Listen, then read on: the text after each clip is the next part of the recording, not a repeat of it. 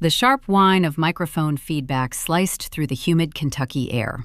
It was a high, sustained shriek that forced 200 gathered guests to wince in unison. Above us, a sprawling canopy of white wisteria hung from the wooden trellis.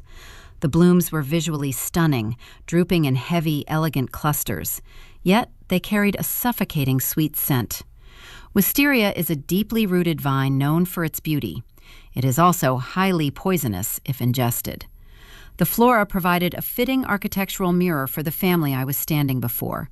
I remained at the altar of the historic equestrian estate just outside Lexington.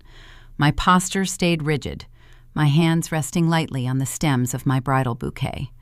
Opposite me stood my fiancé, Harrison Sterling. The hired string quartet, having lost their cue amidst the audio disruption, dragged their bows across their cellos to a screeching, disjointed halt. The sudden silence that followed felt heavier than the summer heat. Before the officiant could clear his throat or adjust his lapel microphone, the disruption materialized. Victoria Sterling stepped out of the front pew.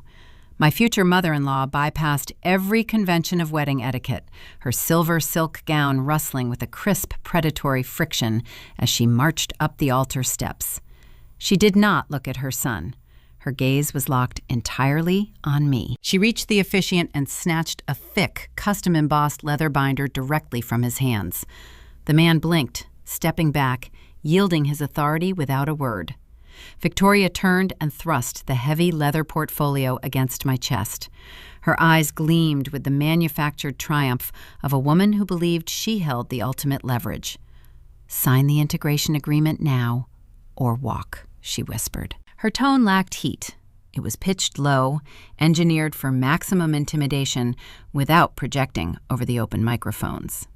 A collective intake of breath rippled through the rows of white folding chairs. The affluent elite of Bourbon Country watched the spectacle, their eyes wide, waiting for the bride to crumble. Victoria assumed she had constructed an inescapable pressure test. She calculated that any woman standing in front of 200 peers would rather surrender her financial independence than endure the humiliation of a public cancellation. I shifted my gaze to Harrison. The man I was supposed to pledge my life to stared intently at the polished toes of his Oxford shoes. He offered no defense. He radiated an undeniable, quiet cowardice. He was a deleted variable in my equation. I did not drop my bouquet. I did not shed a tear. I looked back into Victoria's triumphant eyes and allowed a small, chilling smile to touch the corners of my mouth. Reaching into the hidden seam pocket of my gown, my fingers found a specific tool. It was a heavy, red fountain pen. I used this exact instrument exclusively in my professional life to authorize critical corporate failures. I uncapped the pen. The metal felt cool and solid. I flipped to the final page of the binder and signed my name with smooth, practiced strokes. Victoria's smile widened, her posture relaxing as she registered my apparent submission. I turned away from her. I handed the leather binder down to a woman sitting in the first row on the bride's side. "Rebecca," I instructed, my voice clear and carrying perfectly over the silent lawn. "Please read Clause 7 for the witnesses." Welcome back to Pan of Vengeance, where we sit in the dark with the secrets families try to bury, then turn on the lights to reveal the truth. I am Madeline Mason. I am 32 years old. Drop your age in the comments below so I know who is listening today, and be sure to subscribe. I work as a corporate auditor. My career revolves around dissecting complex ledgers, identifying hidden liabilities, and exposing fraud. I evaluate risk with unsentimental precision. Victoria Sterling believed she had ambushed a naive bride. She failed to realize she had just handed her fraudulent ledger directly to the auditor. 2 years before the wisteria incident, my environment consisted of crisp spreadsheets, sterile conference rooms, and the quiet hum of commercial servers. I operate as a corporate auditor for a global accounting firm headquartered in the city center. My daily routine involves dissecting complex financial ledgers, identifying hidden liabilities, tracing offshore transactions, and exposing deliberate corporate fraud. I evaluate risk with unsentimental, surgical precision. Numbers do not possess agendas. They form a rigid, undeniable architecture of truth. On my polished mahogany desk rests a specific instrument. It is a heavy red fountain pen, crafted from cold brass and finished with a dark crimson lacquer.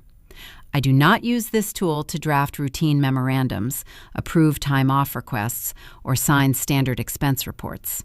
That specific red ink is reserved exclusively for a single terminal purpose. I use it to authorize documents detailing critical corporate failures. When a subsidiary collapses under the weight of its own deception, when a board of directors is caught hiding catastrophic debt, I sign the final audit with that pen. It represents the end of the line. It signifies a structural death. The weight of the brass in my hand serves as a tactile reminder that consequences are absolute and forgiveness is not a viable business strategy. My reliance on structural integrity was not inherited from corporate training seminars or university lectures. It was forged during my adolescence. I grew up in a working-class household where financial stability remained a fragile, fleeting concept. My parents operated with profound generosity, but possessed zero financial literacy. They believed familial loyalty required blind, unconditional support, regardless of the mathematical reality. When an uncle requested a guarantor for a high-risk commercial loan to fund a doomed retail venture, my father signed the paperwork without reviewing the amortization schedule or demanding collateral. He assumed good faith.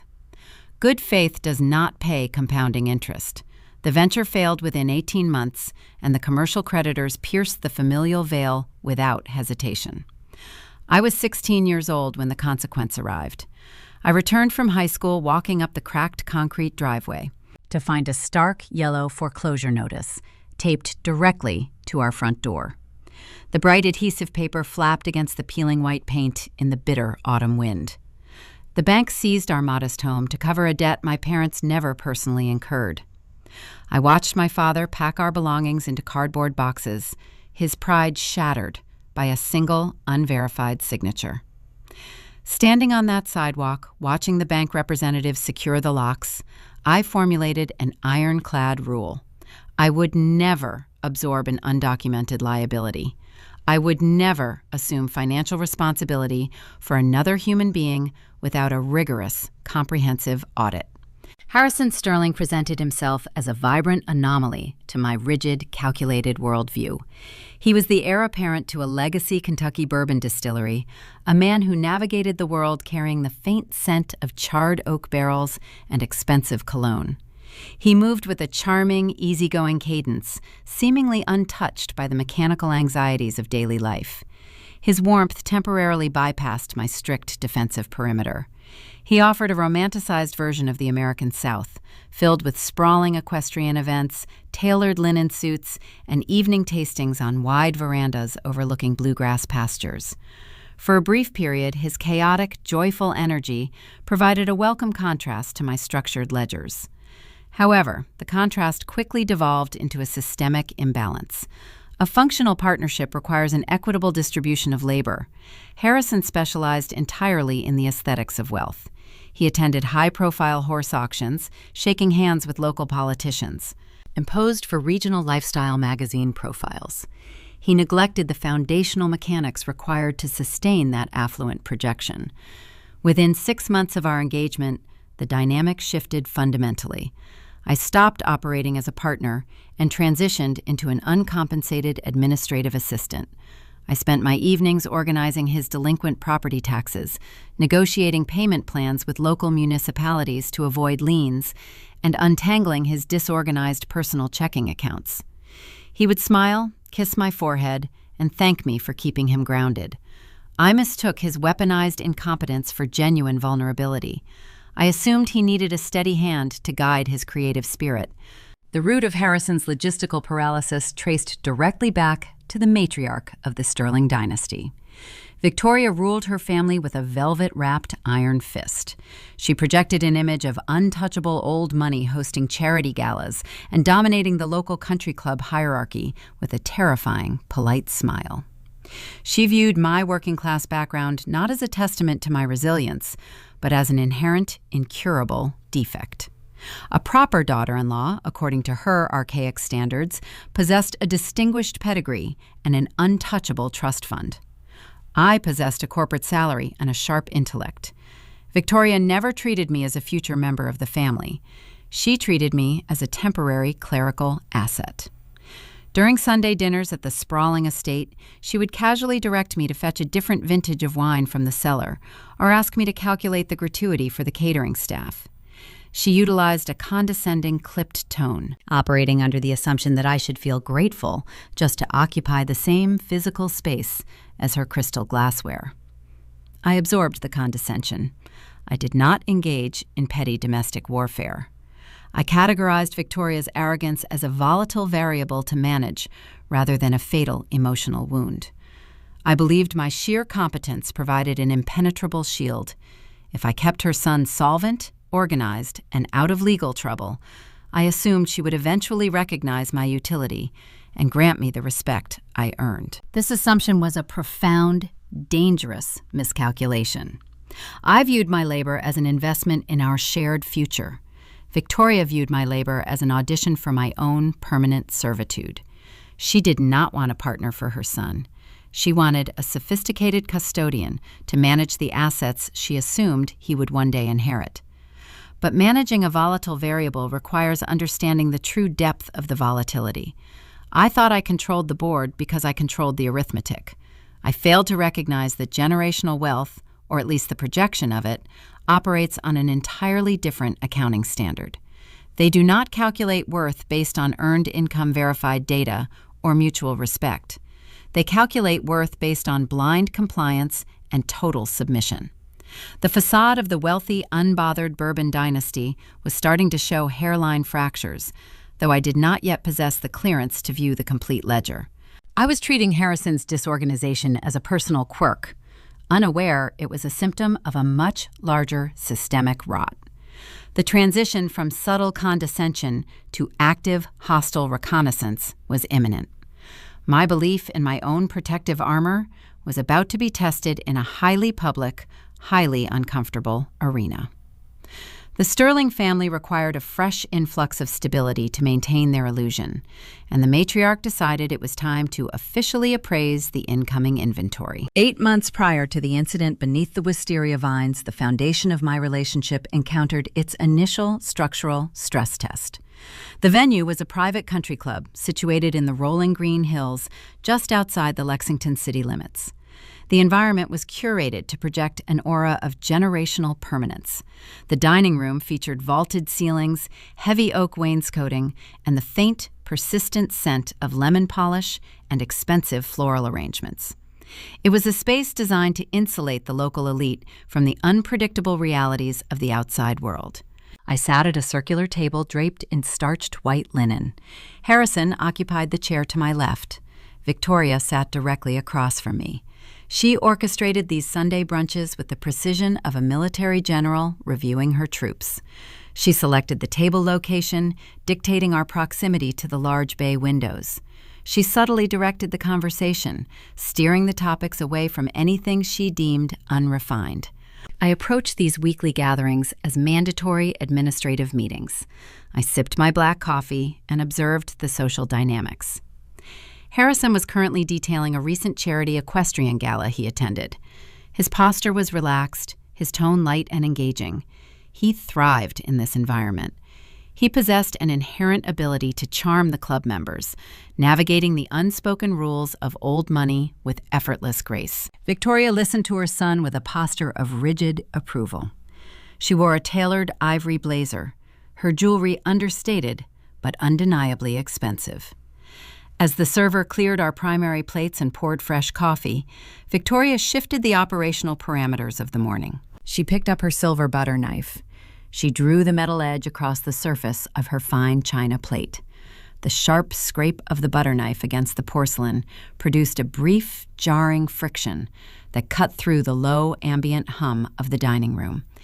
It was a subtle auditory cue demanding immediate attention.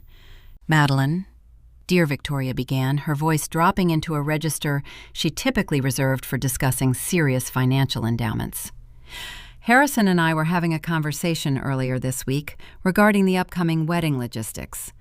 Merging two lives is such a beautiful milestone, but it also requires a certain level of practical foresight. I set my ceramic coffee cup onto its designated saucer. I recognized the preliminary staging of a targeted inquiry. I offered a neutral, professional nod, inviting her to deliver the payload. The Sterling family legacy has survived for generations because we prioritize transparency, Victoria continued. We believe in entering new partnerships with clear, open ledgers. To ensure there are no unforeseen complications or hidden burdens, we have a standard procedure for incoming family members. I would like you to provide your tax returns for the previous 3 fiscal years. The request hung in the conditioned air of the country club. I processed the data points, analyzing the sheer audacity of the demand. She did not ask for a general overview of my credit standing. She did not inquire about my corporate salary. She demanded my federal tax returns. An auditor understands the distinct vulnerability contained within a tax return. It is a comprehensive forensic map of an individual existence. It details gross income, yes, but it also exposes student loan interest, charitable contributions, investment, dividends, and specific deductible liabilities. It provides a raw, unfiltered appraisal of net worth. Victoria was not attempting to protect the family legacy. The Sterling distillery possessed its own complex legal shielding. She was attempting to appraise the incoming inventory. She wanted to calculate the exact monetary value of the woman her son intended to marry. She needed to know if I was a resource she could extract from or a liability she needed to mitigate. I did not react to the invasive probe. I shifted my gaze toward the man sitting to my left. A functional partner acts as a primary firewall against external familial overreach. I waited for Harrison to intercept the demand. I waited for him to defend my privacy and shut down his mother-inappropriate reconnaissance mission. Harrison picked up his crystal water goblet. He took a slow sip, avoiding my direct line of sight. He set the glass down and offered a weak, placating smile. "It is just standard procedure, Maddie," he murmured, his tone lacking any defensive spine. "Mom just likes to keep the family records organized. It is nothing personal. We just want to make sure everything is clean before we finalize the estate planning." He folded immediately. He validated her intrusion, prioritizing her demand for control over my fundamental right to privacy. He proved he was not a firewall. He was an open gateway, allowing her to bypass his security clearance and rummage through my personal archives. Causing a scene in a country club dining room yields a negative return on investment. Raising my voice or expressing outrage would simply allow Victoria to label me defensive and uncooperative. She would interpret my refusal as evidence that I harbored dark financial secrets. I refused to grant her that specific narrative. I looked across the table. I met her calculating gaze with a posture of absolute, unbothered calm. "I understand your desire for administrative clarity, Victoria," I stated. My voice remained smooth, mirroring the polished surface of the table. "However, my certified public accountant handles all of my federal and state documentation. I maintain a strict policy of keeping my professional and personal ledgers entirely separate. The firm strictly advises against distributing raw financial data outside of secure institutional channels." I delivered the denial, wrapping it in polite, impenetrable corporate jargon. I did not say no. I cited a fictitious firm policy, rendering the request a logistical impossibility. The rejection registered in her eyes. She expected compliance. She anticipated a naive bride eager to surrender her privacy to gain the approval of the matriarch. My clinical deflection forced her to recalibrate. A tight, unnatural tension gripped her facial muscles. She offered a response, but her expression betrayed her frustration. The rigid, forced curve of Victoria's smile failed to reach her eyes. "I see," she replied, her tone dropping the manufactured warmth.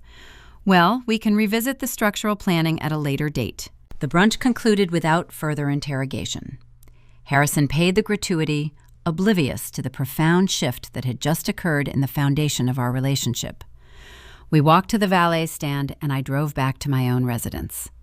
I did not spend the afternoon browsing floral arrangements or reviewing catering menus for the upcoming ceremony. I entered my home office and engaged my desktop terminal. The interaction at the country club was a severe diagnostic warning. If a mother-in-law feels entitled to demand 3 years of confidential federal tax returns, she does not view you as a human being. She views you as an acquisition. She views you as a corporate merger requiring due diligence. I could no longer afford to treat the Sterling family as a quirky collection of old money aristocrats. They were a hostile entity, demanding access to my proprietary data. I needed to shift my operational posture from passive observation to active threat assessment. I opened my encrypted hard drive. I created a new master directory. I titled the folder Sterling Logistics. I initiated a secure text document and logged the exact date, time, and nature of the country club conversation. I documented Harrison's failure to intervene. I recorded the specific vocabulary Victoria utilized to frame her demand. The silent observation period was officially online. I recognized that her failure to secure my tax returns would not end her pursuit of control. An adversary denied data will immediately pivot to seek territorial dominance. If she could not dictate my financial past, she would attempt to dictate my logistical future. The primary battleground was already selected. We had recently authorized a significant payment to secure our wedding location. I knew Victoria was currently analyzing that specific variable, calculating how to hijack the itinerary to reassert her authority over the project. The perimeter was active, and the next targeted strike was imminent. Selecting an appropriate location for a matrimonial ceremony requires balancing logistical efficiency with aesthetic preferences. Harrison and I spent our initial engagement phase reviewing various regional venues. I sought a structured environment, offering transparent pricing and reliable vendor networks. He desired a setting that projected refined Southern elegance. We achieved a functional compromise by securing the Lexington Botanical Conservancy. The facility featured a towering glass conservatory surrounded by manicured hedges and vibrant orchid displays. It provided a sophisticated backdrop while remaining geographically neutral. It was not situated on Sterling family territory. This neutral status appealed to my sense of operational security. To finance the upcoming event, we established a dedicated joint checking ledger. We each deposited an equal sum of capital into the reservoir to cover the anticipated invoices. I utilized this shared account to authorize a $5,000 wire transfer. This payment served as the non-refundable retainer required to lock our chosen date at the Botanical Garden. The facility coordinator generated a digital confirmation receipt and transmitted the document directly to my primary inbox. I filed the email into a designated event planning folder. The fundamental architecture of our wedding was secured. We possessed a date, a location, and a functioning budget. 3 months evaporated into the standard routine of corporate audits and weekend equestrian events. The transition into the secondary planning phase necessitated a review of the catering timeline. I sat in my home office on a brisk Tuesday evening and accessed my email portal to retrieve the Conservancy contract. I navigated to the designated folder. The digital directory was empty. I initiated a targeted search utilizing the vendor domain name.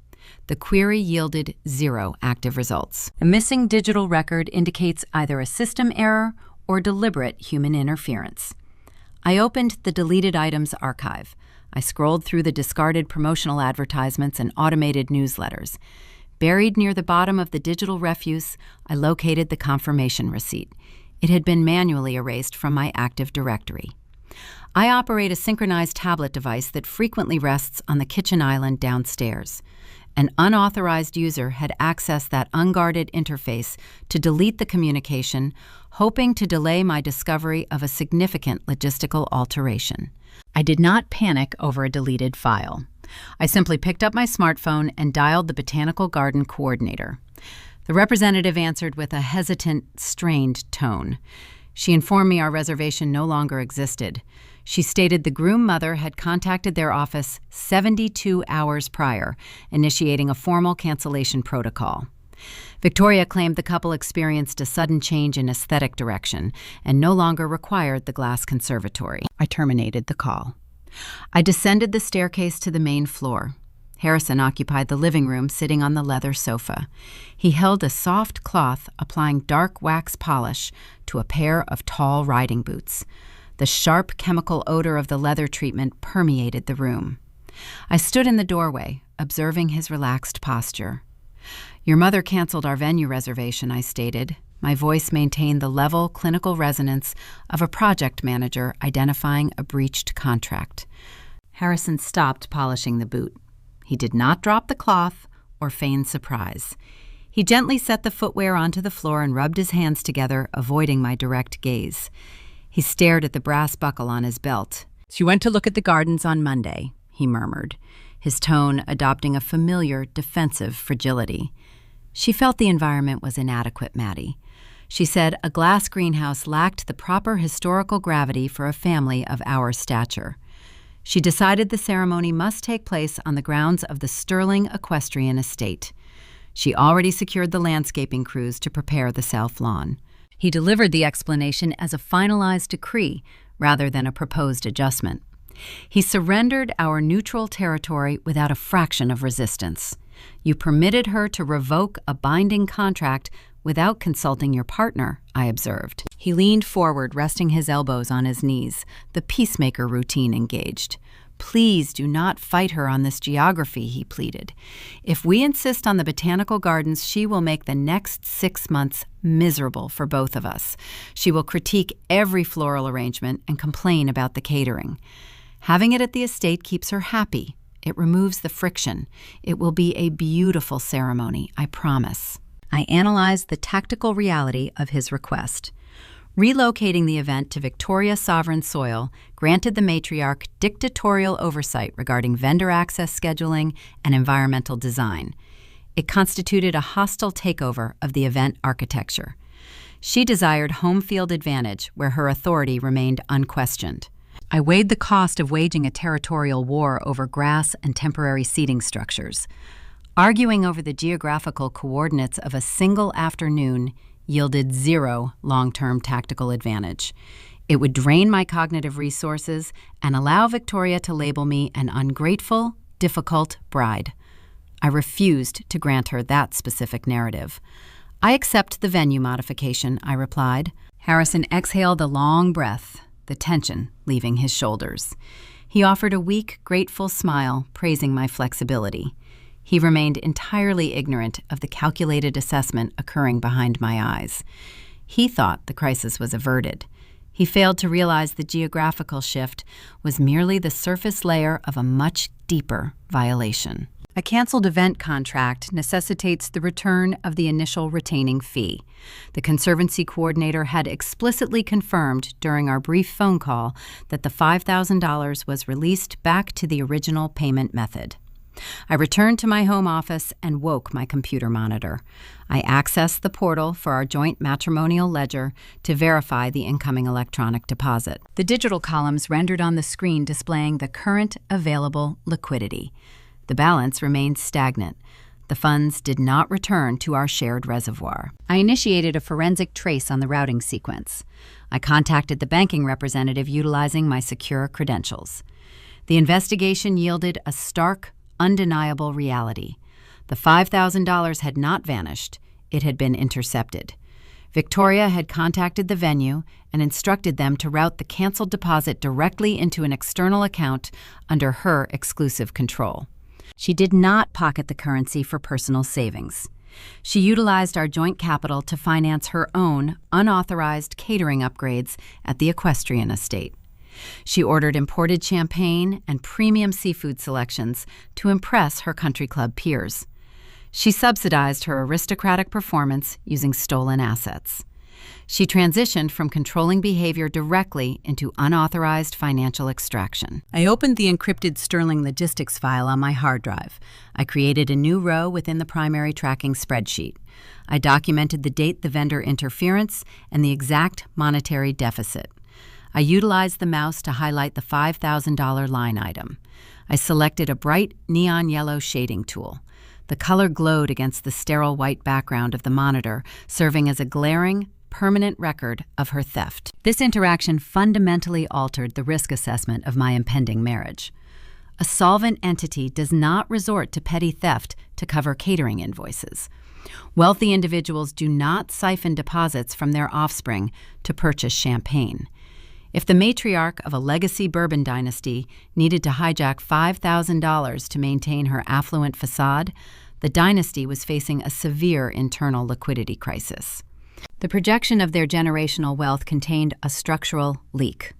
Old money does not operate with this level of frantic extraction unless the primary reservoir is running dry. Victoria was not merely arrogant, she was desperate. I realized my focus had been improperly calibrated. I spent the last several months managing the logistical symptoms of their entitlement. I needed to inspect the primary plumbing sustaining their lifestyle. Harrison projected an image of a carefree heir unbothered by financial constraints. I needed to verify the actual source of his unbothered existence. I closed the spreadsheet containing the neon yellow marker. I opened a new browser tab, navigating toward the broader banking dashboard. I prepared to initiate a comprehensive audit of my future husband's primary checking accounts. I needed to determine if the man I intended to marry was hiding similar financial fractures beneath his charming exterior. The illusion of the Sterling Empire was unraveling, and I required a clear view of the ledger before the entire structure collapsed. An auditor learns early in their career that an individual projecting extreme wealth is often hiding extreme leverage. The louder the boast regarding generational legacy, the thinner the actual profit margin.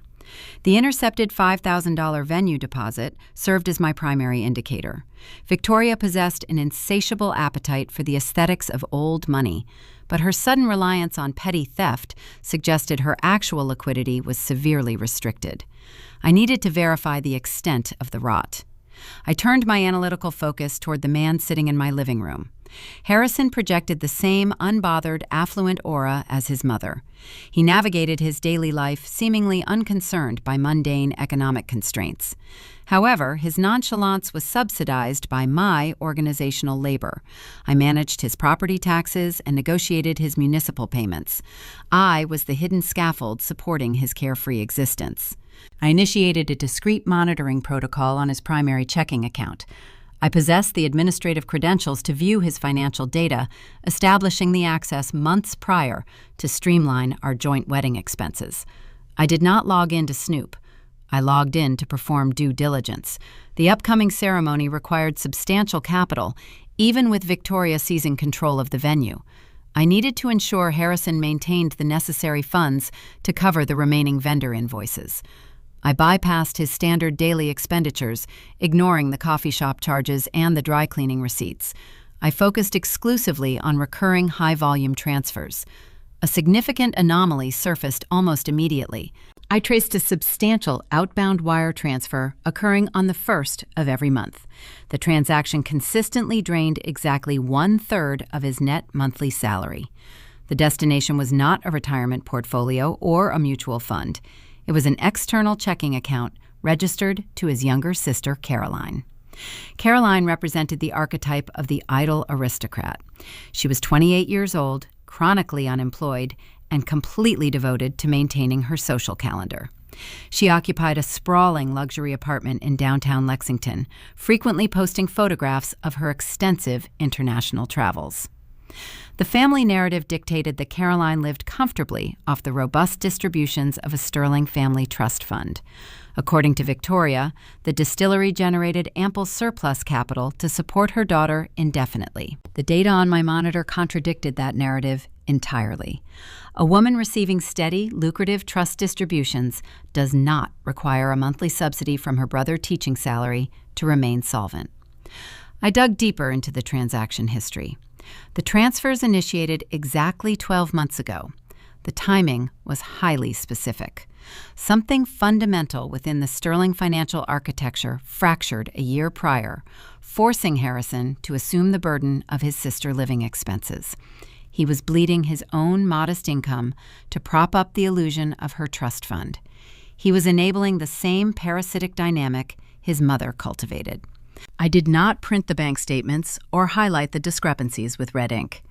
The situation required a direct, in-person interrogation. I closed my laptop and walked downstairs. The evening had settled over the neighborhood. The kitchen was quiet save for the low, persistent digital hum of the stainless steel refrigerator. Harrison stood by the granite island, pouring himself a cup of decaffeinated coffee. He wore a soft cashmere sweater, projecting his usual relaxed demeanor. He was entirely unaware that the foundation of his curated reality was about to be audited. I leaned against the doorframe, observing him for a long moment.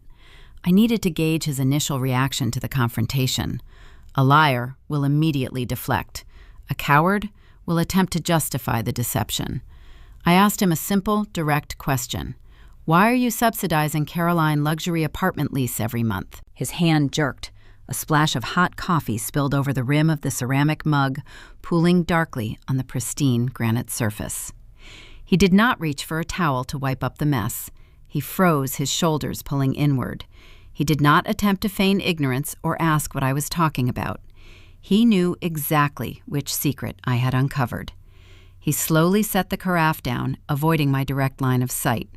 He stared fixedly at the dark liquid inside his mug. "It is just a temporary arrangement, Maddie," he murmured, his voice lacking its characteristic, confident resonance. He sounded exhausted.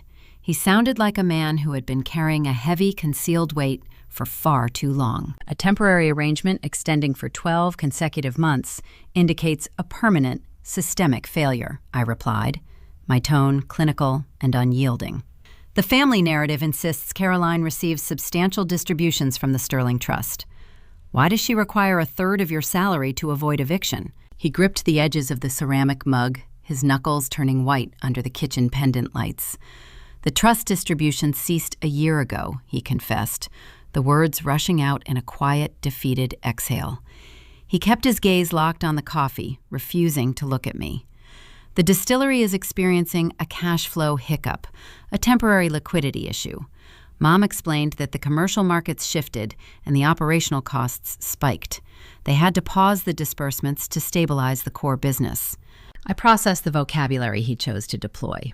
A cash flow hiccup, a temporary liquidity issue. Those were sanitized corporate phrases designed to mask a catastrophic reality. Old money institutions do not experience minor hiccups that result in the total cessation of beneficiary payments. A trust fund designed to support multiple generations does not simply run dry unless the primary asset generating the revenue is functionally insolvent. The Sterling Distillery was not merely disorganized, it was hemorrhaging capital. "If the trust is frozen, why are you personally financing her affluent lifestyle?" I asked, pushing the inquiry past his weak justifications. "Why does she not secure employment or downsize her living arrangements?" He finally looked up, his eyes wide and pleading. "You do not understand how this town works, Maddie. Reputation is currency. If Caroline breaks her lease and moves into a cheap complex, people will ask questions. The rumors will start." Mom was terrified of a public scandal. She said if the country club found out the trust was suspended, the whispers would destroy our social standing. She begged me to cover Caroline expenses just until the distillery recovers. She promised it would only be a few months. I absorbed the sheer scale of the dysfunction. Victoria demanded her son sacrifice his own financial stability to maintain the illusion of their wealth. She prioritized the perception of the country club elite over the actual solvency of her children. She manufactured a crisis of appearances and forced Harrison to pay the ransom. And he complied without hesitation. He willingly drained his own resources to protect a bankrupt facade. He proved he possessed zero boundaries when his mother issued a command. He was not a partner building a future. He was a subsidiary operating under the direct control of a failing parent company. The revelation shifted my entire perspective. I was not marrying into a quirky legacy family with a penchant for upscale aesthetics. I was tying my legal and financial identity to a collapsing structure. The Sterling Empire was a mirage constructed entirely of leveraged debt and desperate deception. I did not scream. I did not throw the coffee mug across the room or threaten to cancel the wedding. An emotional eruption provides the adversary with an opportunity to label you hysterical and dismiss your valid concerns. A project manager does not panic when they uncover a critical flaw in the architecture. They secure the perimeter and initiate a comprehensive diagnostic scan. I realized the intercepted venue deposit and the suspended trust distributions were merely the visible symptoms of a much deeper rot. I needed to see the entire ledger. I needed to understand the exact mathematical depth of their ruin before I finalized any legal binding contracts with this family. I looked at Harrison, still gripping his coffee mug, waiting for my explosive reaction. I offered him nothing. I turned away from the kitchen and walked back upstairs to my office. The silent observation period was over. The active investigation was officially online. I was about to peel back the polished veneer of the Sterling dynasty and expose the rotting timber underneath. The escalation transitioned from passive financial extraction to active predatory reconnaissance 2 weeks later. Victoria requested my presence at the estate for a vendor coordination meeting. She claimed the logistical complexity of the upcoming ceremony required professional oversight. She introduced a man named Davis, presenting him as a premium wedding consultant imported from Chicago. I evaluated Davis the moment he stepped into the estate library. A premium event coordinator curates an impeccable aesthetic. They sell visual perfection. Davis wore a cheap, ill-fitting gray suit. The fabric pooled awkwardly around his ankles. His collar was frayed at the edges. He carried a scuffed leather briefcase rather than a modern tablet. He did not possess the refined, anxious energy of a hospitality expert. He possessed the quiet, observant stillness of a man accustomed to watching people who did not wish to be watched. He smelled faintly of stale tobacco and cheap mints. We sat at the long mahogany table. Davis did not ask about floral arrangements or catering restrictions. He opened a yellow legal pad and began requesting personal data points under the guise of security clearances for the estate grounds. He needed my previous residential addresses for the past 10 years.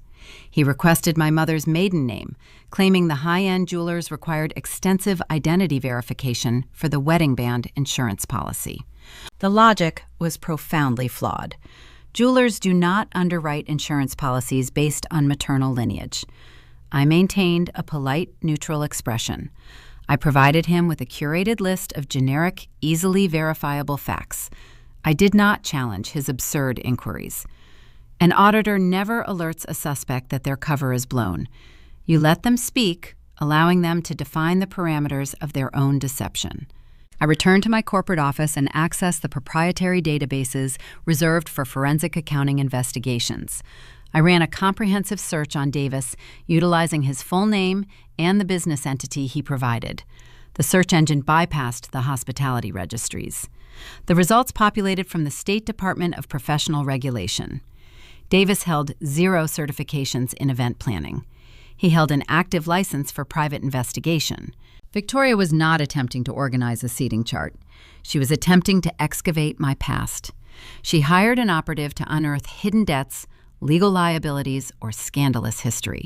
She needed leverage. A destitute matriarch requires a weapon to force compliance from a solvent target. Investigators require a retaining fee. Victoria possessed no liquid capital. I opened the digital portal for Harrison's secondary checking account, the same ledger he utilized to subsidize his sister's rent. A new transaction had cleared 48 hours prior. A cashier's check drafted for $3,000, payable directly to Davis. My fiancé was financing my surveillance. I needed to define the exact depth of his complicity. Harrison often left his tablet device unsecured on our kitchen counter, logged into his primary email server. I accessed his sent folder. I located an outgoing message directed to the investigator's domain address. I opened the file. Harrison did not merely write the check. He provided the initial reconnaissance data. The email contained a bulleted list of my personal information. The final line item was a 9-digit sequence. He had typed out my Social Security number and transmitted it to a stranger to facilitate his mother's investigation. I stared at the glowing screen. The ambient noise of the city traffic outside my window faded into a dull hum. This was not the passive cowardice of a man avoiding conflict. This was active, calculated betrayal. Harrison knew his family was functionally bankrupt. He knew the legacy was a rotting facade.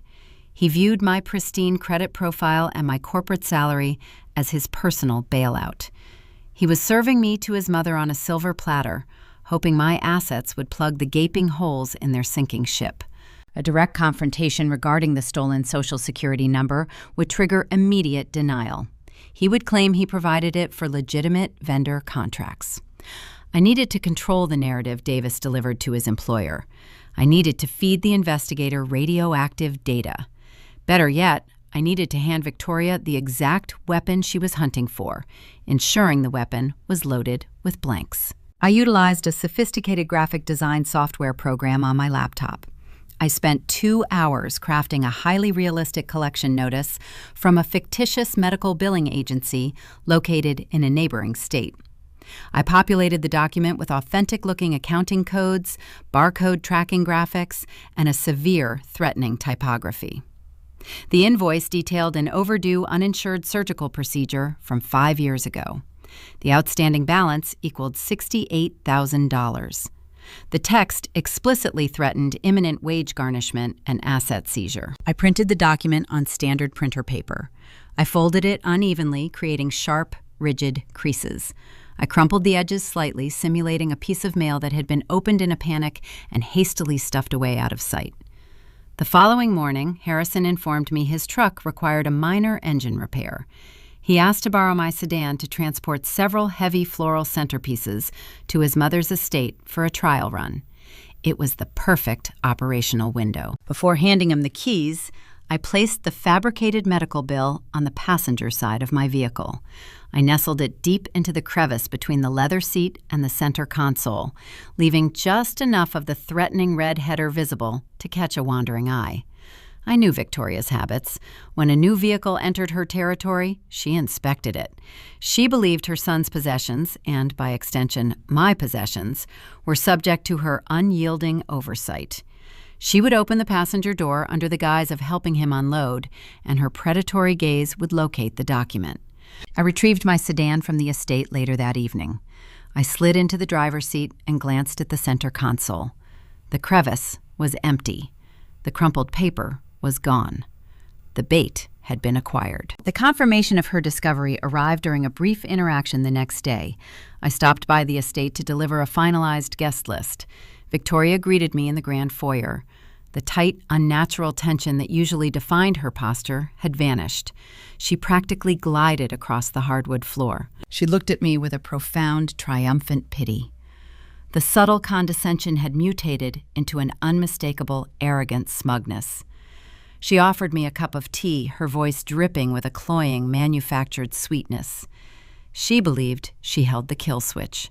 She thought she had uncovered a crushing secret liability that rendered me entirely subservient to her will. She believed I was a fraud, terrified of exposure. Her newfound confidence was a tactical error.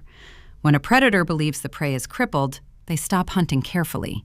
They become reckless. Victoria thought she possessed the ultimate leverage to force my integration into their failing financial structure. She was about to present her demands, assuming I lacked the power to refuse.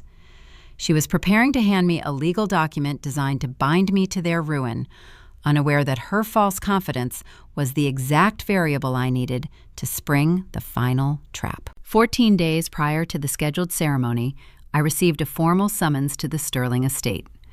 The request did not arrive via a casual text message or a polite phone call.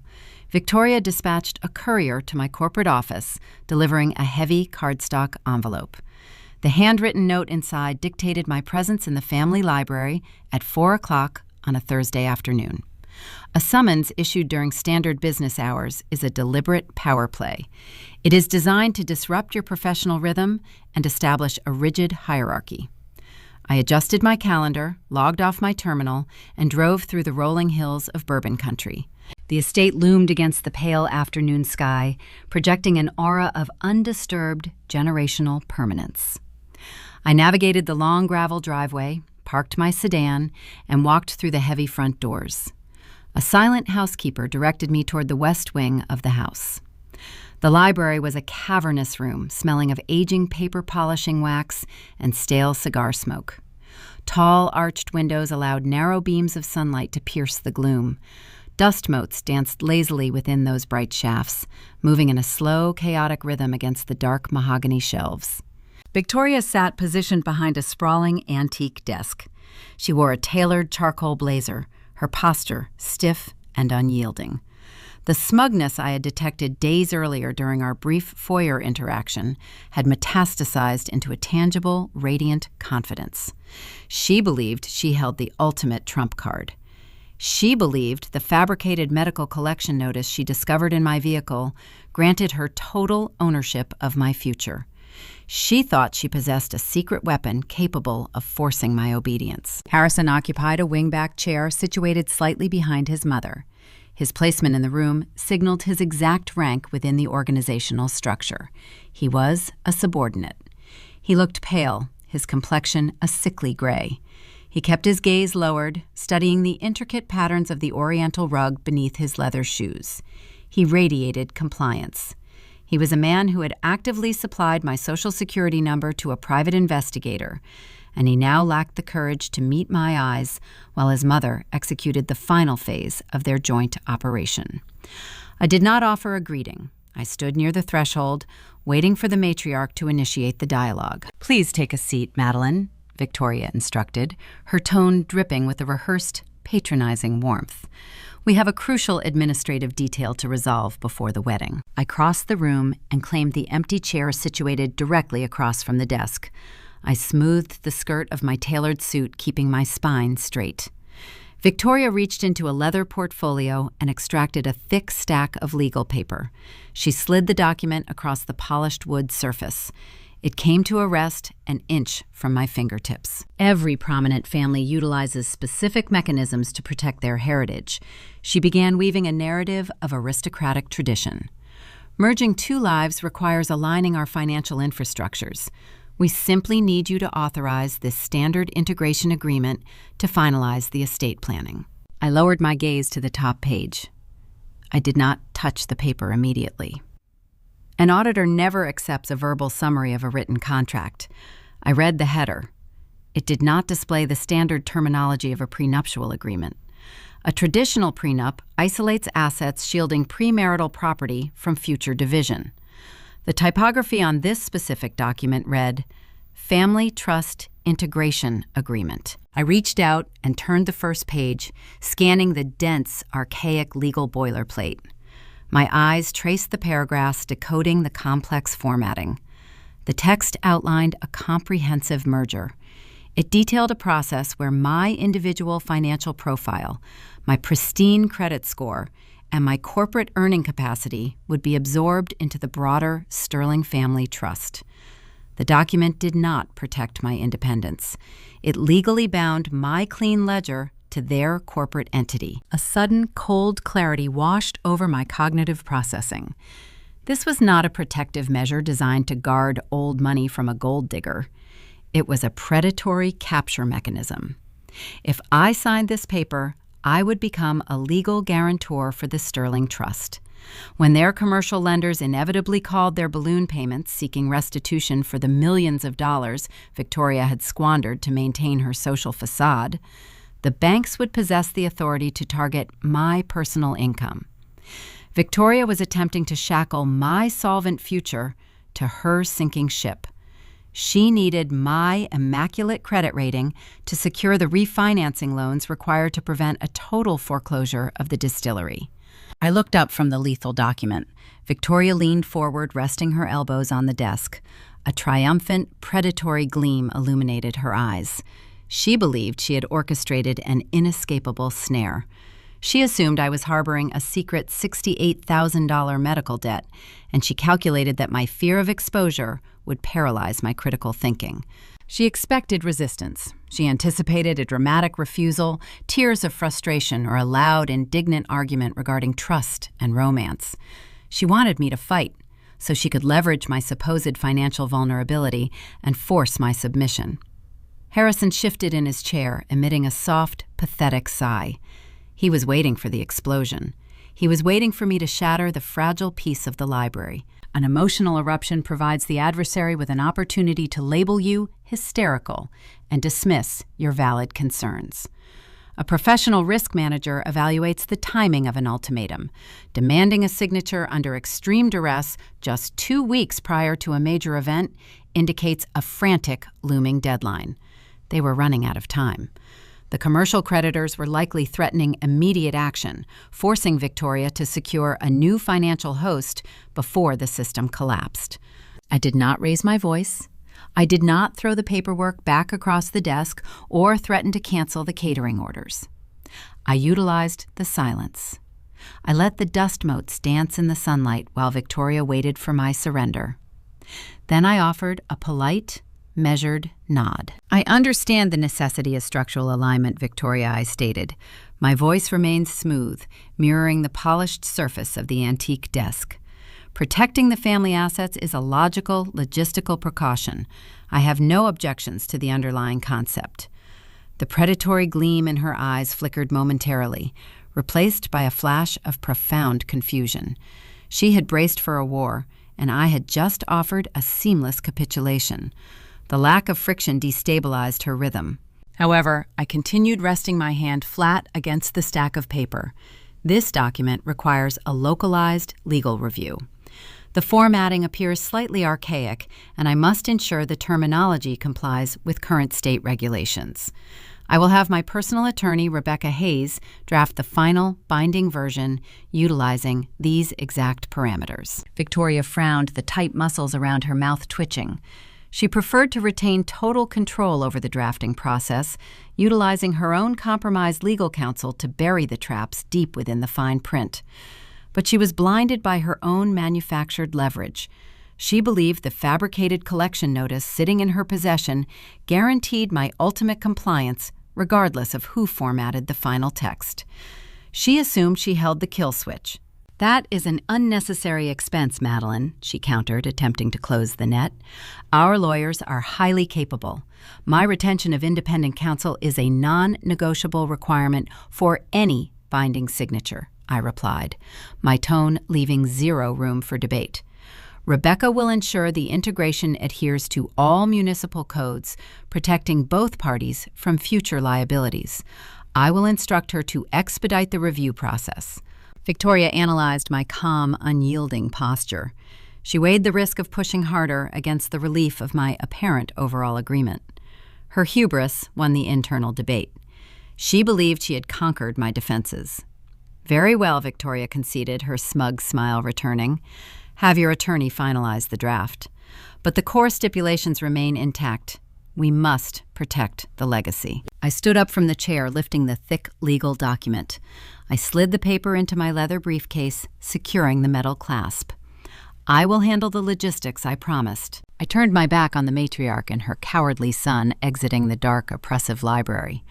I walked out into the bright Kentucky afternoon, holding the exact opening I needed.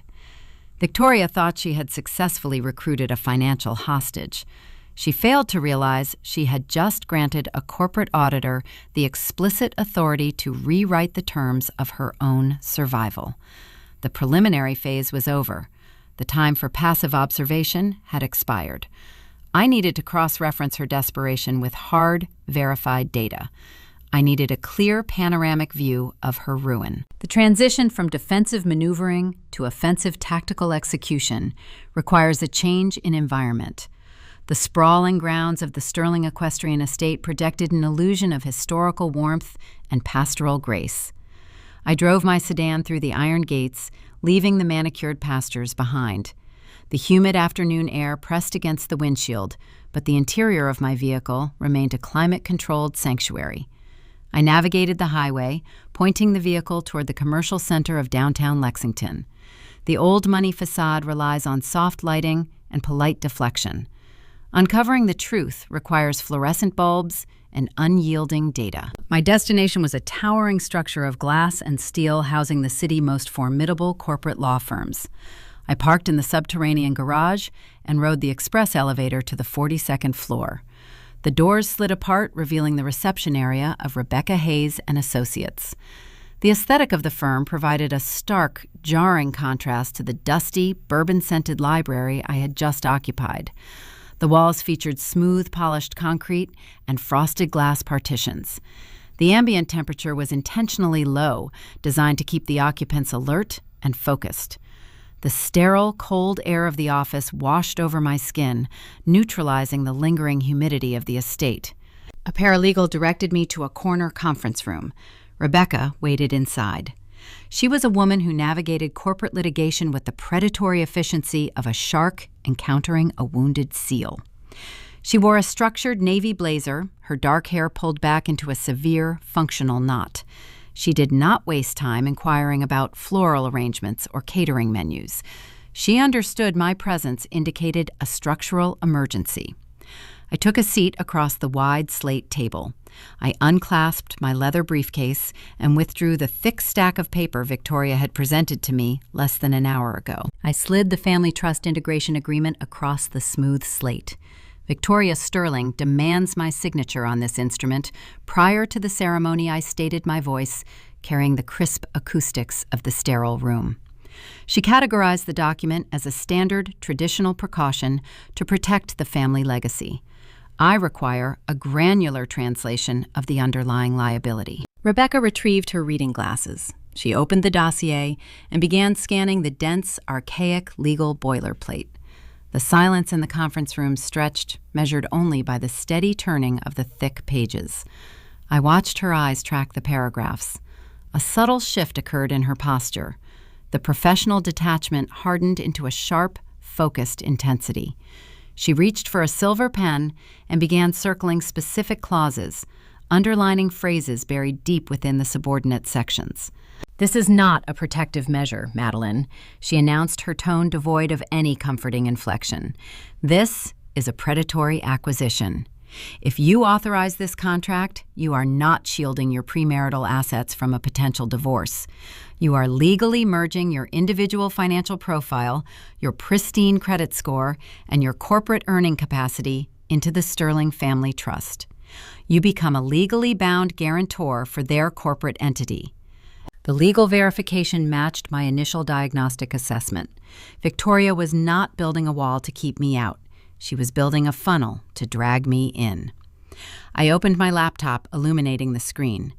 If a legacy family attempts to capture an external solvent entity, they are attempting to plug a catastrophic leak, I reasoned. I need to quantify the leak. We need to initiate a shadow audit of the Sterling operations. Rebecca nodded, opening her own terminal. "We possess the geographic coordinates and the corporate entity names," she said. "Let us look under the floorboards." We bypassed standard consumer credit reports. Corporate auditors and high-level litigators utilize specialized commercial databases designed to track institutional leverage. Rebecca accessed the state municipal lien records, while I queried the Uniform Commercial Code filings connecting the distillery to various commercial lenders. The initial search parameters processed the data. The results rendered on our respective monitors. The truth was staggering. The digital ledgers painted a picture of absolute systemic ruin. The Sterling Distillery was not experiencing a minor cash flow hiccup, as Harrison had tearfully claimed in our kitchen. The business was functionally bankrupt. I scrolled through the aggregated data. The stark red font on the municipal lien documents glared against the white background of the screen. Victoria had leveraged every conceivable asset to the absolute breaking point. She had executed a second mortgage on the equestrian estate. She had taken out high-interest mezzanine loans, using the distillery production equipment as collateral. She had even borrowed against the future projected yields of their aging bourbon barrels. The Sterling family existed in a state of perpetual financial freefall. They were millions of dollars in debt. The amortization schedules indicated that several massive balloon payments were reaching maturity within the next 90 days. The commercial lenders were preparing to call the loans. Foreclosure and total liquidation were imminent. The pieces of the complex puzzle snapped together, forming a flawless, horrifying picture. The canceled Botanical Garden venue and the stolen $5,000 deposit were acts of sheer desperation. The suspended trust fund payments to Caroline were the result of empty reservoirs. The private investigator hired to excavate my past was hunting for any vulnerability Victoria could exploit, and the integration agreement resting on the slate table served as their ultimate salvation. Victoria did not want a daughter-in-law. She needed a pristine, high-income credit profile to serve as the sacrificial lamb. If I signed the document, my immaculate financial standing became a marital asset. The Sterlings would utilize my unencumbered corporate salary to secure a massive emergency refinancing loan, keeping the wolves at bay for another few years while I absorbed the entire liability. They viewed me as a pristine balance sheet to be harvested. I was the designated bailout. The magnitude of the deception forced a necessary reevaluation of my primary relationship. I looked away from the monitor, staring at the frosted glass partition. My analytical framework processed the role of my fiancé. Harrison presented himself as a charming, disorganized victim of his mother-overbearing nature. He played the part of the helpless peacemaker, terrified of conflict. The mathematics of the shadow audit destroyed that illusion entirely. A man does not accidentally subsidize his sister luxury apartment while his family faces a multi-million-dollar default. A man does not accidentally hand his partner's Social Security number to a private investigator. Harrison knew the distillery was insolvent. He knew the legacy was a rotting facade. He participated in the country club lifestyle, wearing tailored suits and attending equestrian galas, fully aware the entire operation was financed by predatory debt. He understood his mother required a fresh host to keep the parasitic system alive. He targeted me. He recognized my corporate salary, my strict adherence to financial discipline, and my lack of familial entanglements. He viewed my stability not as a foundation for a shared future, but as a resource to be extracted. He courted me, proposed to me, and defended his mother-toxic behavior because he was actively leading a solvent host back to the slaughterhouse. His full, calculated betrayal was mathematically confirmed. He stood in the library less than an hour ago, radiating compliance, while his mother pushed the lethal contract across the desk. He waited for me to sign away my future to save his past. He was the most dangerous variable in the equation because he wore the mask of a loving partner. Rebecca removed her glasses, resting them on the table. The silence returned, heavy with the weight of the uncovered ruin. "You have the data, Madeline," she stated quietly. "The transaction is fundamentally corrupt. You can walk away right now. I can draft a formal termination of the engagement, and we can notify the vendors. You leave them to their foreclosure." I looked at the thick stack of legal paper. A standard retreat eliminates the immediate risk. Walking away prevents the liability transfer.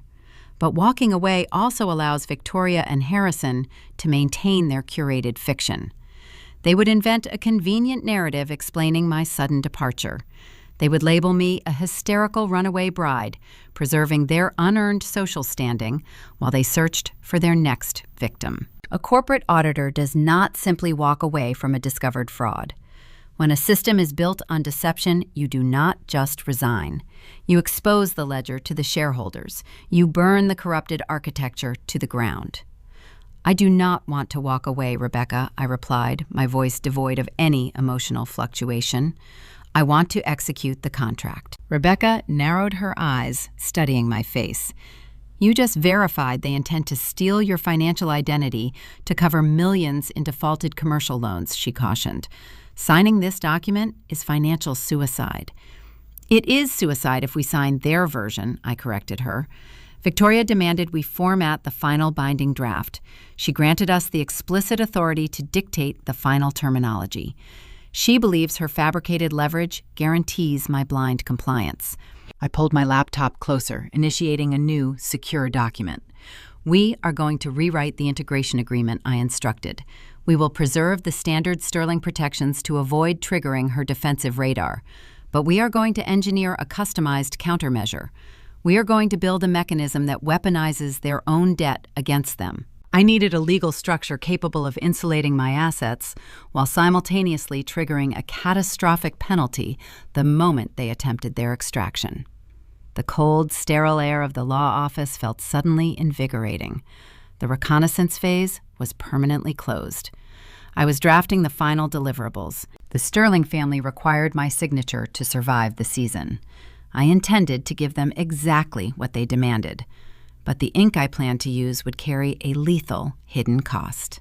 The construction of the poison pill was officially underway. The strategic architecture of a corporate counteroffensive requires a flawless integration of accounting principles and legal terminology.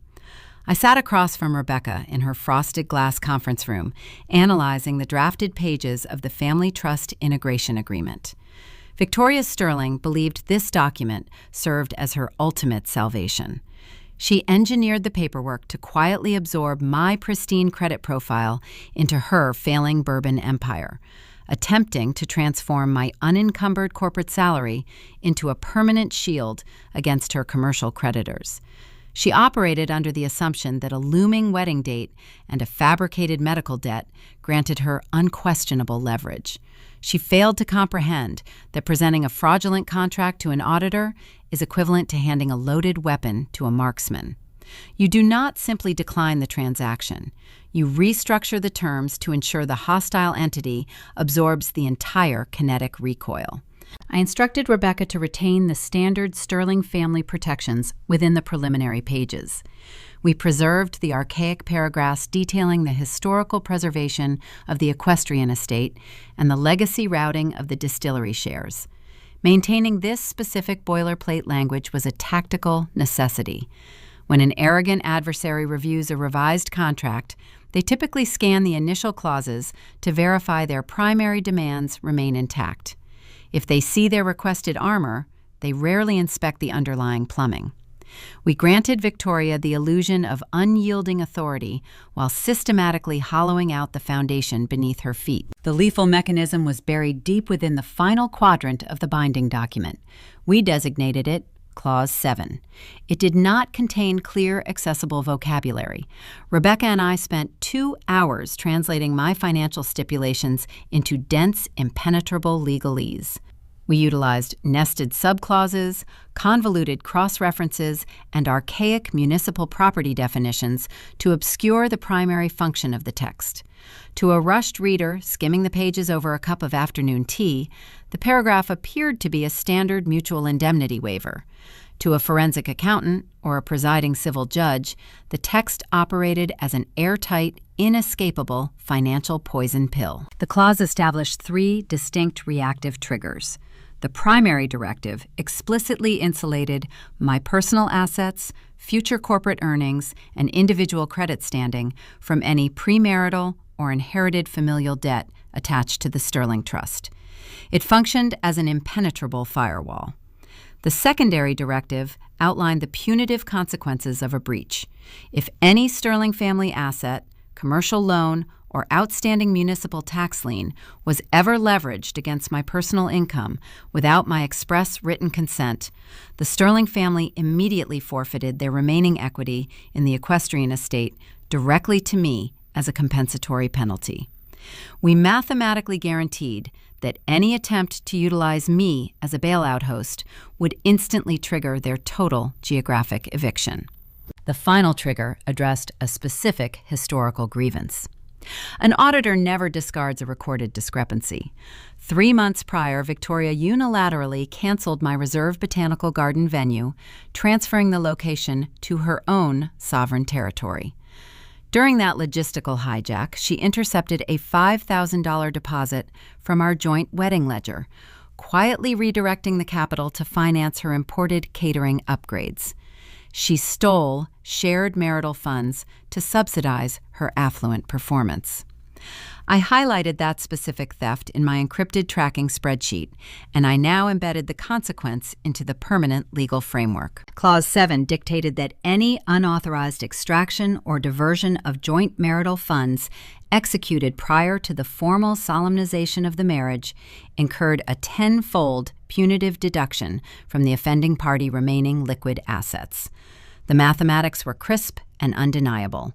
The stolen $5,000 venue deposit instantly transformed into a $50,000 retroactive liability. Victoria thought she had secured free champagne for her country club peers. She did not realize the beverage selection was going to cost her a substantial percentage of her remaining net worth. The trap was fully drafted. The paperwork was immaculate. However, a flawless legal instrument remains dormant until it receives an authorized signature. The execution phase required careful environmental control.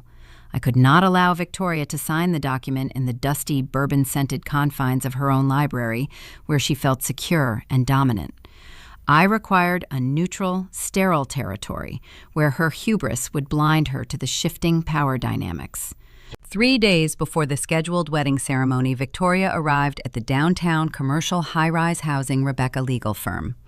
She exited the elevator banks, projecting the manufactured impatience of a monarch forced to navigate a peasant marketplace. She wore a tailored ivory suit, carrying a designer handbag that likely cost more than a standard monthly mortgage payment.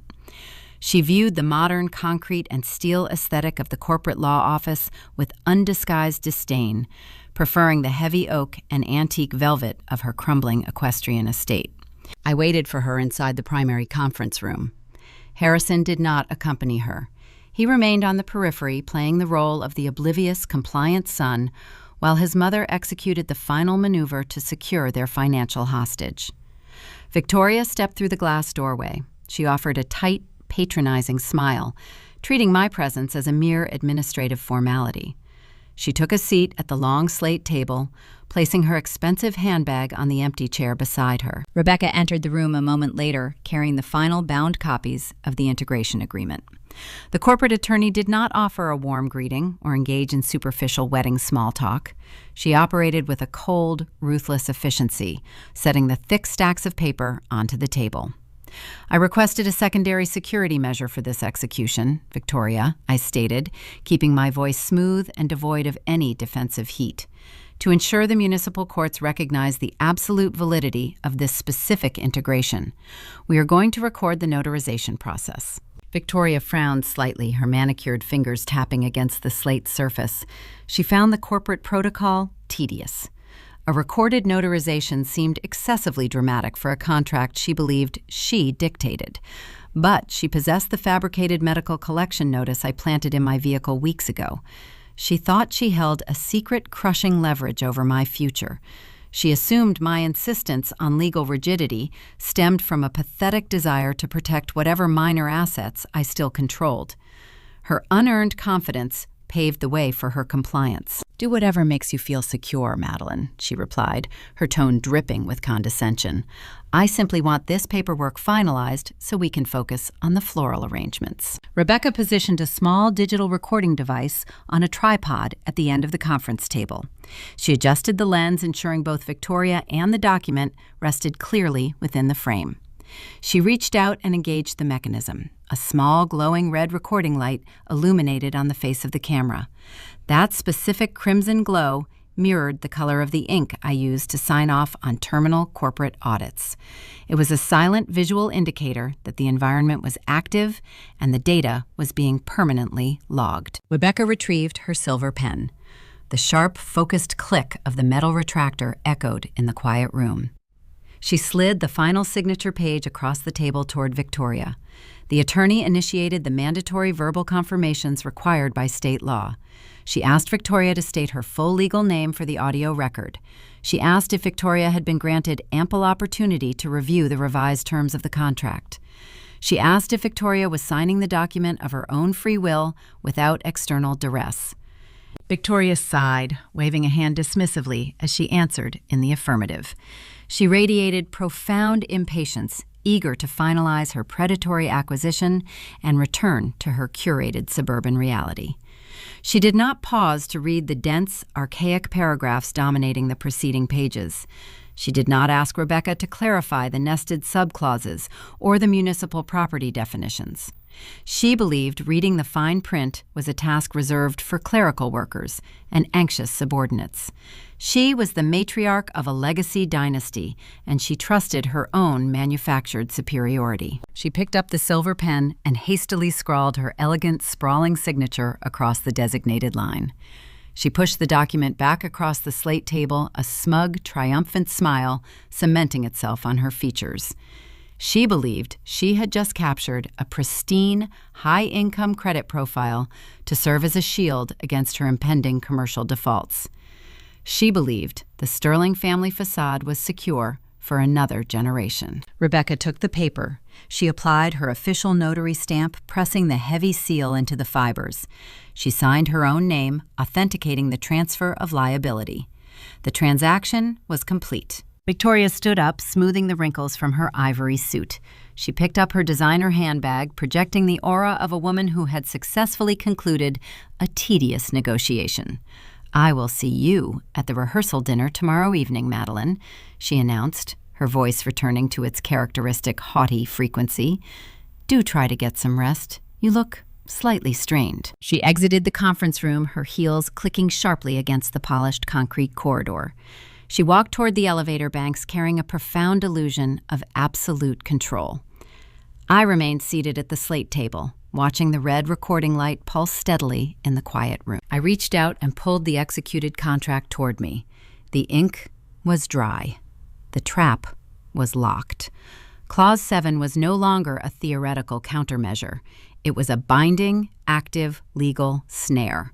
Victoria intended to utilize the upcoming rehearsal dinner as a stage to assert her dominance and launch a sophisticated smear campaign against my character.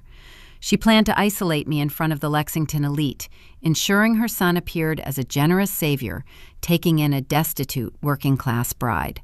She was preparing to build a massive public pedestal constructed entirely of lies. I decided to let her build it as high as she desired, knowing the document resting under my hand guaranteed her inevitable, devastating fall. The rehearsal dinner took place on a Friday evening. Victoria selected an exclusive bourbon-tasting reserve located in the historic center of Lexington. The venue projected an aura of unyielding permanence. Exposed brick walls stretched towards soaring ceilings supported by reclaimed timber beams. The air carried the rich, heavy scent of charred oak and aged spirits. Dim amber lighting cast a warm, flattering glow across the polished copper fixtures. Victoria spared no expense for this specific event. She curated an environment engineered to validate her social superiority. The guest list consisted of local politicians, equine breeders, and the upper echelon of the country club hierarchy. They wore tailored suits and silk evening gowns, moving through the room with the practiced ease of the regional elite. I stood near the periphery of the gathering, holding a simple glass of sparkling water. The cold carbonation provided a crisp grounding sensation against my palate. I observed the social dynamics through the clinical lens of a forensic accountant. I was attending a shareholder meeting for a ruined corporation. The opulent floral arrangements resting on the oak barrels and the premium catering trays circulating the room functioned as expensive theatrical props. They were funded by predatory debt. Harrison navigated the crowd, projecting the effortless charm of a man untroubled by financial reality. He wore a fitted navy suit, holding a crystal tumbler of premium amber liquid. He laughed at the anecdotes of older investors and shook hands with regional dignitaries. He intentionally avoided my physical proximity. He played the role of the benevolent heir, preparing to elevate a woman of lesser standing.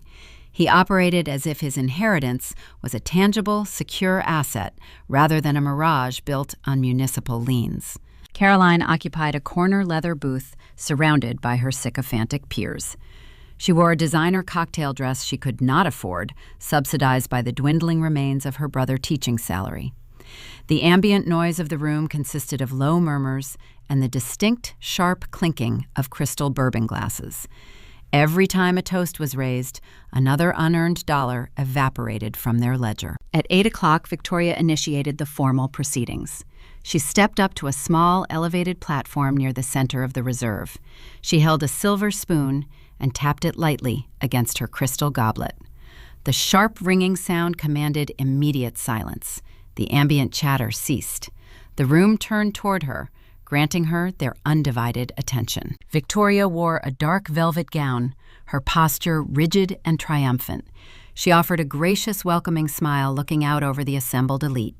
She began her address, weaving a narrative of aristocratic duty and heritage. "Family is the cornerstone of our society," Victoria stated, her voice carrying a practiced theatrical warmth.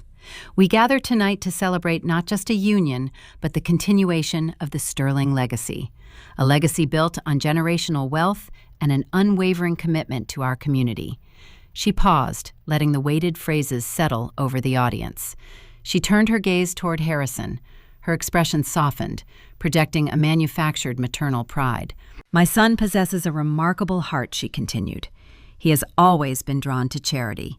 He possesses an inherent need to take in those who have less, to elevate individuals who lack our foundation." She shifted her eyes directly toward me. It was a masterclass in character assassination, delivered with a polite, pitying smile. The room followed her line of sight. The elite guests directed their attention toward my corner of the room. Their expressions shifted into masks of condescending sympathy. They viewed me as a charity case, a destitute working-class girl rescued from obscurity by a benevolent prince. I maintained a flawless, serene expression. I did not shift my weight. I did not lower my eyes. I took a slow, deliberate sip of my sparkling water. The silence following the speech provided the optimal acoustic environment for a calculated insult. Caroline leaned toward a bridesmaid standing near her leather booth. She did not whisper quietly. She pitched her voice to ensure the surrounding circle heard every distinct syllable. "It is so generous of him," Caroline murmured, "to marry a gold digger." A sharp, condescending laugh echoing from Caroline's table pierced the quiet room. The sound rippled through the immediate vicinity. A few extended relatives offered quiet, suppressed chuckles. They endorsed the insult. They united in their disdain for the outsider who dared to infiltrate their pristine bloodline. They believed their shared mockery reinforced their social boundaries. I looked at my future husband. Harrison stood 10 feet away. He heard the insult. He heard the laughter. He stared down into his bourbon glass, swirling the amber liquid. He offered zero defense. He permitted his mother and his sister to publicly execute my reputation. He surrendered his loyalty to preserve his fictional inheritance. He proved he possessed the spine of a ghost. An emotional individual would have thrown their beverage. A vulnerable bride would have fled the tasting room in tears, demanding an apology. I experienced zero emotional distress. I felt the steady, rhythmic calm of a professional observing a doomed system reach its terminal velocity. You do not argue with a bankrupt entity. When a fraudulent company releases a fabricated earnings report right before an inevitable federal raid, you do not correct their math. You let them publish the lie. You let them stand in front of their shareholders and boast about their imaginary profits. You allow them to build their pedestal of generational wealth as high as possible. The dramatic irony of the evening was profound. The people laughing at my expense were cheering for a dynasty that no longer existed. They were celebrating a family currently suffocating under millions of dollars in undisclosed commercial debt. Victoria believed she was isolating me in front of the Lexington elite, ensuring her son appeared as a generous savior. She thought her passive-aggressive speech cemented her dominance. She did not realize her words were cementing her ultimate ruin. Every haughty phrase, every condescending glance, and every clinking glass merely added height to the structure from which she was about to fall. I possessed the time-stamped, notarized video recording of her signing the lethal poison pill. I possessed the shadow audit detailing the imminent foreclosure of the distillery. The truth was secure, locked away in a briefcase in my hotel room. I smiled at Victoria, acknowledging her toast. The simple gesture caused a brief flicker of confusion to cross her features. She expected shame. She received serene, unbothered acceptance. I let the evening run its course, standing on the periphery while they consumed expensive liquor and celebrated their own deception. The rehearsal dinner concluded shortly before midnight. I returned to my assigned suite at the local hotel, exchanging my corporate attire for comfortable sleepwear. I sat on the edge of the mattress, preparing to review my itinerary for the following day. The wedding ceremony was scheduled for 2 o'clock in the afternoon. My smartphone vibrated on the nightstand. I retrieved the device and unlocked the screen. A new text message awaited me. The sender was Rebecca, my corporate attorney. The communication did not contain well wishes or standard bridal congratulations. It contained an urgent logistical update regarding the physical documents required for the ceremony. Victoria was not satisfied with a mere public smearing. The matriarch was currently attempting a final, desperate maneuver of logistical sabotage, assuming my focus remained distracted by the evening festivities. The final trap required my immediate attention. The digital display of my smartphone cut through the darkness of the hotel suite. The sudden illumination cast a pale, rectangular glow across the white bedsheets. I sat on the edge of the mattress, analyzing the incoming data. The rehearsal dinner had concluded over an hour ago. The affluent guests had dispersed to their respective luxury accommodations, carrying the false narrative Victoria had so carefully curated.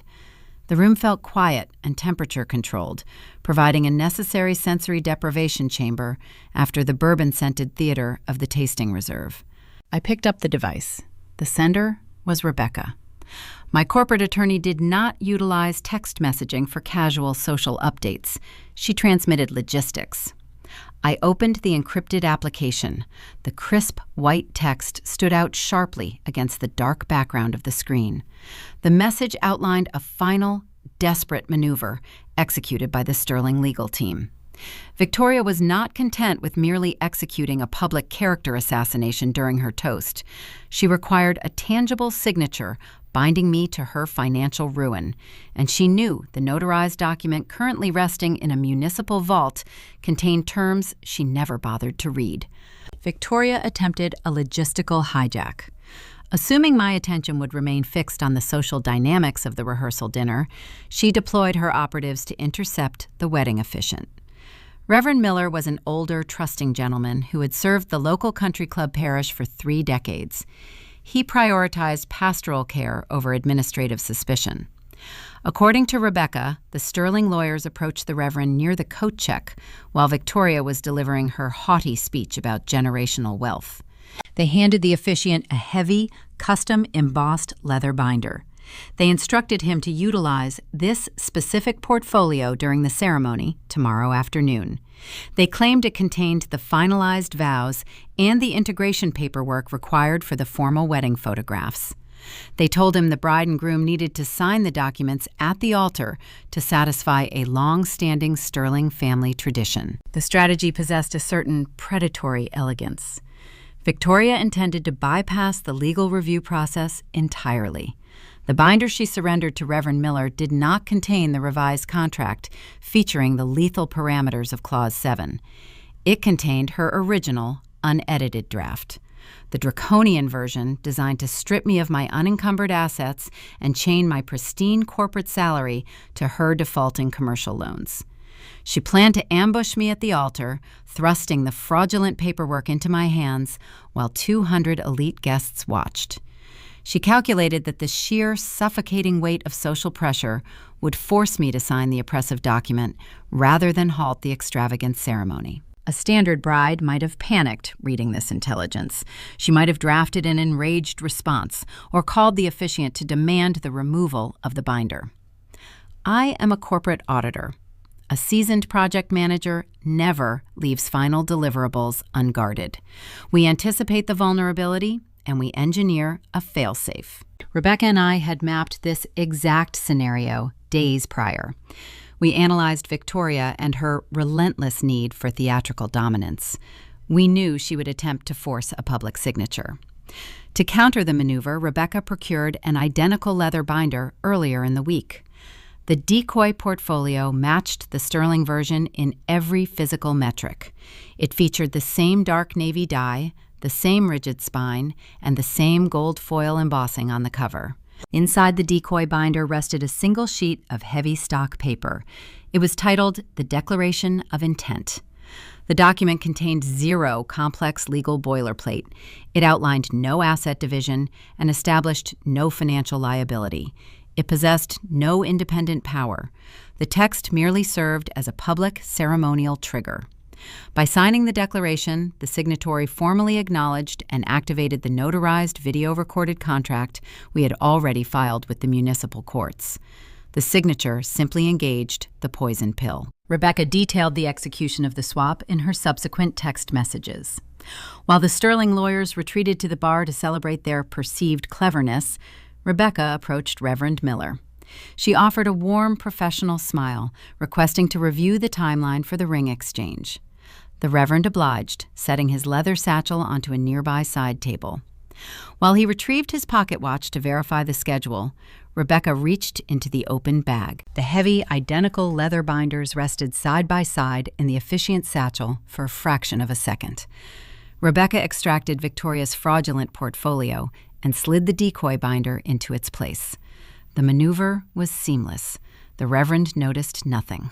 He secured his satchel and departed the venue, carrying the instrument of Victoria's eventual destruction. I locked my smartphone screen, placing the device back onto the nightstand. The glow faded, returning the suite to total darkness. Victoria would wake up tomorrow morning operating under a delusion of unyielding control. She would dress in her silver silk gown, believing she held the ultimate snare. She would march toward the altar, assuming the binder in the Reverend's satchel contained her salvation. She was entirely unaware that the weapon she planned to draw was unloaded, and the true ammunition remained firmly under my command. I adjusted the pillows and slept a full 8 hours. The morning of the ceremony arrived with a thick, oppressive humidity settling over the Kentucky landscape. I did not engage in the frantic, typical rituals of bridal preparation. My hotel suite remained quiet. There were no bridesmaids sipping champagne, no chaotic hairstylists blocking the mirrors. I operated with the singular focus of a chief executive preparing for a hostile board meeting. I dressed in the bridal gown. The garment featured clean architectural lines devoid of excessive lace or decorative tulle. It projected structured elegance. I turned toward the vanity, securing my hair into a sleek, polished knot. I required 0 distractions. Before leaving the suite, I reached into my travel bag and retrieved my heavy red fountain pen. The brass casing felt cool and familiar against my palm. I slipped the instrument into a discreet, specialized pocket sewn directly into the side seam of my gown. The tool reserved for signing off on terminal corporate audits was now positioned for deployment. The hired transportation deposited me at the wrought iron gates of the Sterling Equestrian Estate shortly after 1 o'clock. The grounds buzzed with the frenetic energy of an upscale event.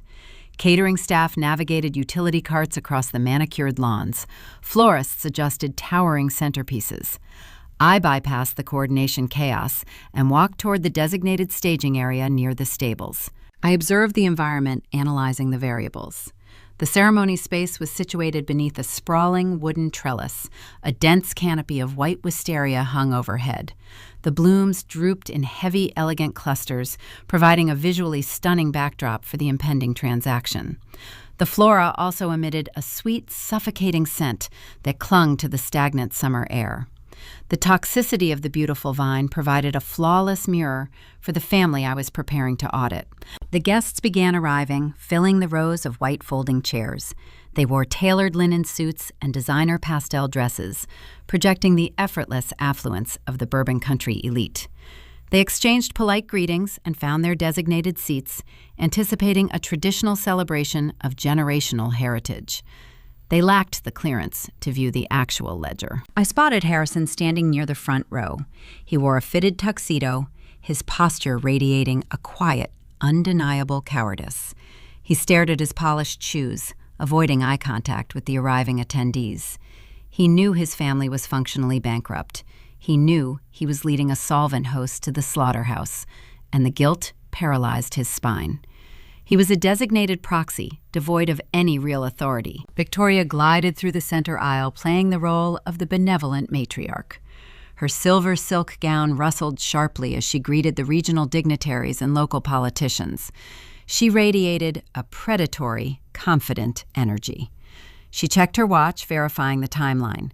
She glanced toward Reverend Miller, who stood near the altar, clutching his leather satchel. She saw the edge of the custom-embossed binder resting inside the bag.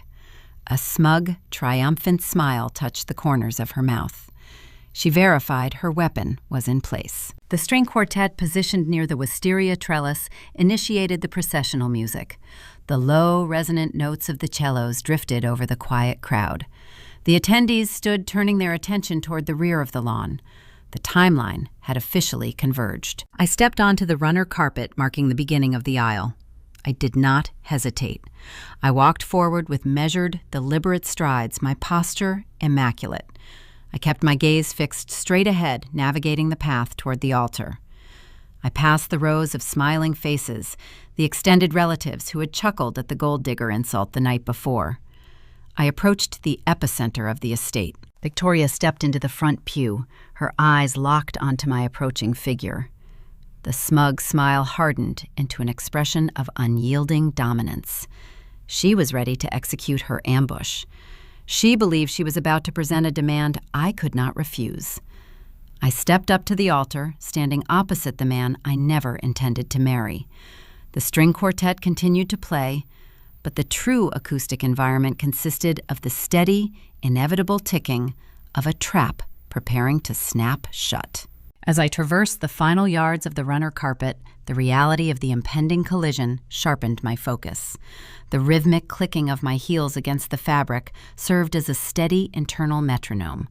I cataloged the faces of the attendees lining the aisle. The extended relatives who had chuckled at the gold digger insult during the rehearsal dinner now offered tight, expectant smiles. They believed they were attending a coronation, a ceremony cementing the sterling legacy for another generation. They were unaware they held front-row tickets to a foreclosure. I reached the terminus of the pathway and stepped onto the elevated wooden platform. The air felt thick, saturated with the weight of the impending storm. A sprawling canopy of white wisteria stretched across the heavy timber trellis, forming a dense ceiling of vegetation above the altar. The sunlight filtered through the leaves, casting dappled, shifting patterns across the floorboards. The blooms drooped in thick, elegant clusters, shielding us from the direct afternoon sun. The visual presentation was flawless. However, the botanical reality offered a different narrative. The humid, stagnant air trapped the scent of the flowers, creating a sweet, suffocating perfume that coated the back of my throat. Wisteria is a deeply rooted, invasive vine. It chokes the life from the structures it claims to decorate. Furthermore, the pristine white petals and the seeds they produce are highly toxic if ingested. The flora provided a perfect biological mirror for the Sterling family. They were a beautiful, deadly parasite, wrapping their elegant, aristocratic tendrils around a stable, supporting structure and slowly draining the resources until the host collapsed. I was the designated support beam they intended to consume. Harrison stood waiting, his hands clasped tightly in front of him. His knuckles showed pale, indicating the physical strain of maintaining his composure. The tailored lines of his tuxedo failed to mask the rigid, defensive slope of his shoulders. He looked like a man standing on a trap door, waiting for the lever to pull. He stared intently at the polished toes of his Oxford shoes, unable to meet my eyes as I took my position opposite him. He knew the fraudulent nature of the document resting inside the officiant's satchel. He knew his mother planned a highly visible ambush to secure my corporate salary. His silence confirmed his guilt. He was a willing co-conspirator who traded his loyalty for a temporary delay in his own bankruptcy. The string quartet dragged their bows across the cellos, completing the final resonant chord of the processional march. The music faded into the heavy summer atmosphere, dissipating entirely. Reverend Miller stepped forward, smoothing the lapels of his dark suit. He opened his mouth, drawing a deep breath to deliver the traditional welcoming invocation. The welcoming words never materialized. The disruption occurred with sudden, ruthless velocity. Victoria Sterling did not rise from her seat in the front pew with the hesitant grace of a proud mother. She launched herself upward. She bypassed every established rule of matrimonial decorum. She marched toward the wooden steps, her silver silk gown generating a crisp, continuous rustle. The sound was a predatory friction, resembling a blade sliding against a whetstone. The fabric shimmered, reflecting the ambient light, amplifying her physical presence. She did not cast a single glance toward her son. Her visual targeting was locked exclusively on my position. The sudden deviation from the printed program sent a shockwave through the gathered assembly. A sharp intake of breath pierced the quiet lawn. It originated from a bridesmaid standing in the second row, her hand flying up to cover her mouth. That solitary sound acted as a catalyst. A low, rolling murmur swept through the 200 elite guests. The affluent hierarchy of Lexington shifted uncomfortably in their white folding chairs. They exchanged alarmed, bewildered glances, attempting to process the matriarch brazen hostility. Victoria reached the center of the elevated platform. She ignored the murmuring crowd. She turned her focus entirely onto Reverend Miller. The older gentleman stood frozen, his hands resting protectively on his leather satchel.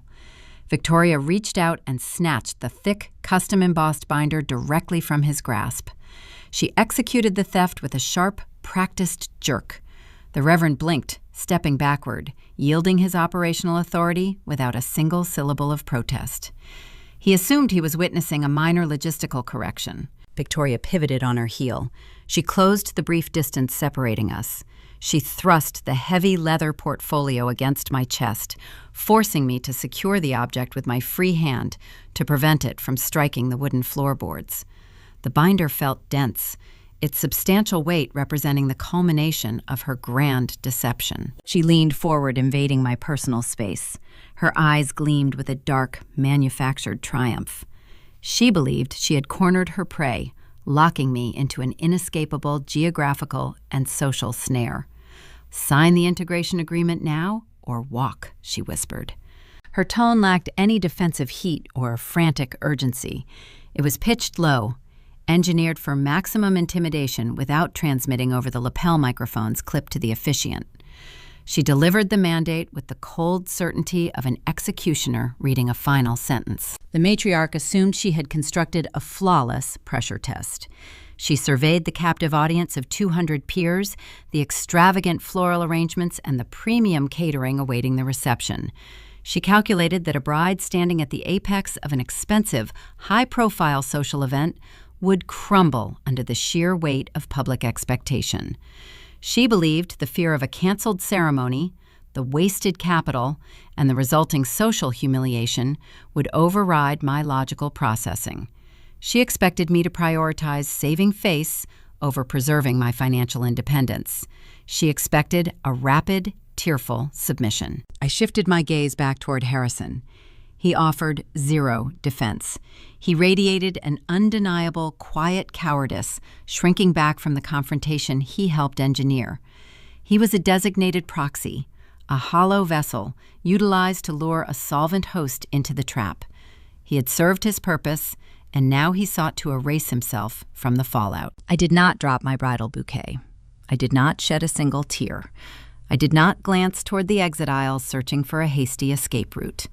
A corporate auditor does not panic when the fraudulent ledger is finally presented for inspection. The trap Victoria believed she was springing was merely the final stage of my own meticulous deployment. She was holding the decoy binder, the harmless ceremonial trigger Rebecca had seamlessly swapped hours prior. The environment was fully optimized. The audience she had assembled to witness my defeat was now held captive, prepared to review the genuine accounting. I looked directly into Victoria's triumphant eyes. She searched my face for the anticipated signs of panic, the trembling lips, the wide, terrified stare. She found a serene, impenetrable calm. The timeline had successfully converged, catching up to the exact moment the operation demanded. The audit was ready for presentation. The heavy leather portfolio rested against my forearms, pressing into the delicate fabric of my gown. Victoria Sterling stood mere inches away, her breath shallow and rapid with anticipated triumph. She waited for my surrender. She expected my hands to tremble under the suffocating weight of the public spectacle. She anticipated a desperate, fearful glance toward the gathered guests, or a pleading look toward her son. I provided zero emotional validation. I maintained my posture, locking my gaze onto her triumphant eyes. The stagnant, humid air trapped the sweet, toxic scent of the wisteria blooms overhead, creating a cloying atmosphere. I inhaled the perfume, analyzing the environment. The variables were isolated. The audience was captive. I shifted my grip on the embossed cover, stabilizing the binder with my left hand. My right hand moved downward, slipping into the concealed seam pocket, tailored directly into the side of my dress. My fingers brushed against cold metal. I grasped the heavy brass barrel of my fountain pen. I withdrew the instrument. The polished crimson lacquer caught the ambient light filtering through the floral canopy above us. This specific tool never drafted routine correspondence.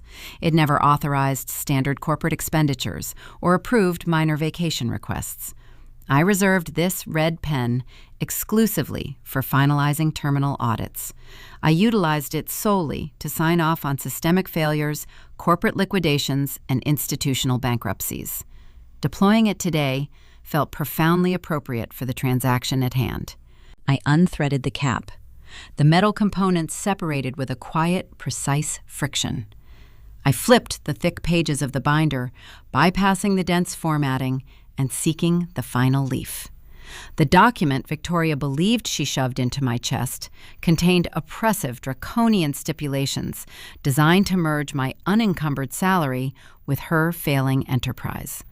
The document actually resting in my hands contained a simple, ceremonial declaration of intent. It possessed no independent authority. It merely served as a public trigger, designed to activate the notarized contract Rebecca and I filed with the municipal court days prior. I pressed the gold nib against the heavy stock paper. The smooth glide of the red ink across the page produced a faint, satisfying scratching sound. I formed the letters of my name with deliberate, practiced strokes. The dark crimson liquid seeped into the fibers, leaving a permanent, undeniable record of my execution. The stark red signature stood out brilliantly against the cream-colored page. I lifted the nib. The authorization was finalized. Victoria exhaled a long, audible breath. The rigid, defensive tension gripping her shoulders dissolved instantly. Her posture softened, replaced by a radiant, manufactured joy. The tight smile stretching across her features widened into a portrait of pure, unadulterated victory. She believed she had successfully acquired a pristine financial host. She assumed her tactical ambush had neutralized my independence. She thought the sterling legacy was secured for another generation, relying on my corporate earnings to plug the catastrophic holes in her sinking ship. I recapped the fountain pen and returned the brass instrument to my hidden pocket. I did not return the leather portfolio to the matriarch. I did not hand it back to the bewildered officiant standing frozen near the wooden trellis. I pivoted on my heel, turning my back on Victoria and her cowardly son. I stepped toward the edge of the elevated platform. I extended the heavy binder downward toward the first row of white folding chairs. Rebecca Hayes sat in the designated aisle seat. My attorney did not wear pastel chiffon or floral prints. She wore a structured, dark gray blazer radiating severe professional competence. She reached up and accepted the portfolio. Her hands were steady, reflecting the cold, ruthless efficiency she applied to commercial litigation. "Rebecca," I instructed. My voice remained level, projecting clearly over the hushed murmurs of the gathered attendees and the ambient rustling of the leaves. "Please read Clause 7 for the witnesses." The atmosphere on the altar shifted instantly. The radiant joy illuminating Victoria's face flickered, disrupted by a sudden, sharp shadow of confusion. Her brow furrowed. The edges of her triumphant smile tightened. She processed the specific instruction, struggling to reconcile the data with her assumed narrative. Her fraudulent draft contained no distinct section labeled Clause 7. She lacked the operational context to understand the command. Rebecca stood up from her chair. She smoothed the front of her blazer and retrieved a pair of wire-rimmed reading glasses from her pocket. She unfolded the frames and positioned them on the bridge of her nose. She opened the leather cover. The crisp, authoritative rustle of the pages turning in her hands cut through the stagnant, heavy air. It was a precise, clinical sound, signaling the transition from ceremonial theater to legal reality. Rebecca located the designated section. She did not require a microphone. She possessed the trained, commanding vocal projection of a litigator accustomed to addressing crowded courtrooms. Her voice rang out across the quiet lawn, articulate and unyielding. Pursuant to the mutual indemnity parameters established in Clause 7, Rebecca began translating the dense legal formatting for the captive audience. The party of the first part, Madeline Mason, maintains permanent financial autonomy. Her individual assets, existing corporate earning capacity, and personal credit profile are explicitly insulated from any pre-existing or inherited liabilities attached to the Sterling Family Trust. A ripple of bewildered whispers cascaded through the 200 guests. The elite members of Bourbon Country exchanged alarmed glances. This was not traditional wedding poetry. This was a brutal, unilateral financial firewall being broadcast live during the solemnization. Victoria took a hesitant half-step forward. Her silver silk gown dragged against the wooden floorboards, creating a scraping noise. "What is she reading?" she hissed, her voice stripped of its prior confidence. "That is not the integration agreement." I did not answer her. I kept my gaze fixed on my attorney, allowing the presentation of the audit to proceed uninterrupted. Harrison shifted his weight on his polished Oxford shoes, scuffing the platform. He stared wide-eyed at Rebecca, realizing the trap he helped engineer was facing the wrong direction.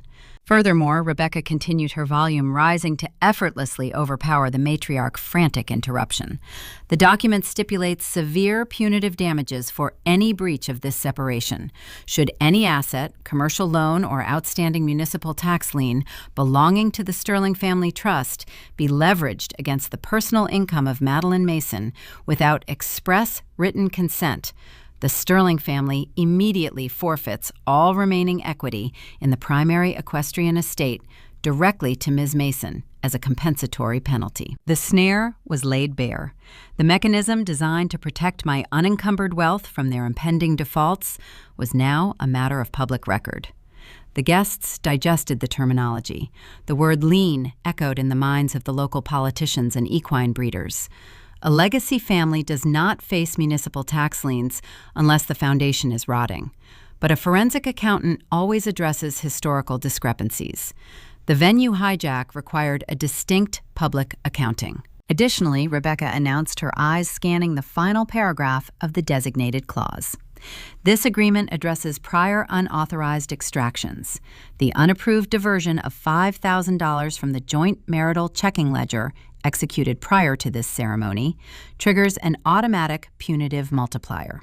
The offending party incurs a 10-fold deduction from their remaining liquid assets.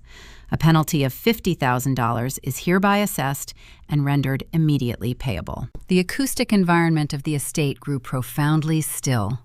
The string quartet remained paralyzed, clutching their instruments. The officiant stared at the grass. The sheer mathematical brutality of the clause settled over the crowd. I turned my head to observe the target. Victoria stood rooted to the platform. The physiological response to her ruined architecture manifested with devastating clarity. The flush of victory vanished. The blood drained entirely from her face, leaving her skin a pale, sickly ash. Her jaw fell slack, parting her lips in a silent display of horror. She stared at the custom-embossed binder resting in Rebecca's hands. She recognized the gold foil lettering. She recognized the dark navy dye. But she finally understood the contents did not belong to her.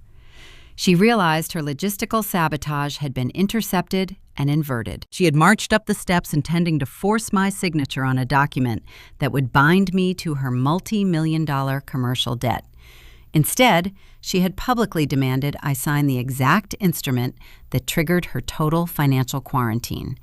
She handed me the red pen to seal her own eviction. The illusion of her untouchable generational wealth was fracturing in real time.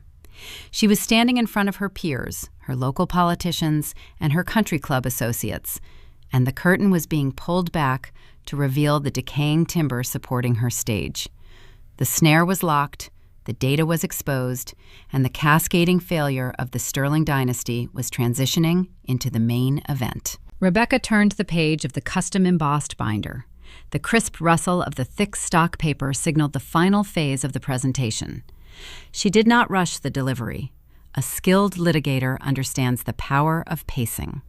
She articulated every syllable of the concluding punitive section, allowing the terminology to settle over the captive audience. The text detailed the staggering, undisclosed commercial liabilities currently suffocating the Sterling distillery. Rebecca read the specific figures. She listed the high-interest mezzanine loans secured against the production equipment.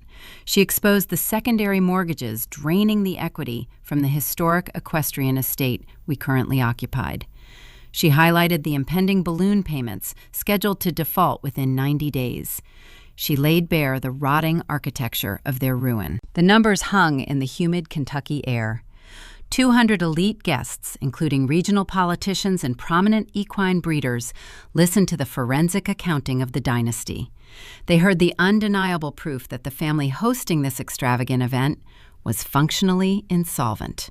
Rebecca reached the terminal clause. She announced the penalty for their attempted extraction. Should any party attempt to leverage the personal income of Madeline Mason to secure the failing estate, the Sterling family forfeits all remaining equity in this property. The acoustic environment of the lawn shifted.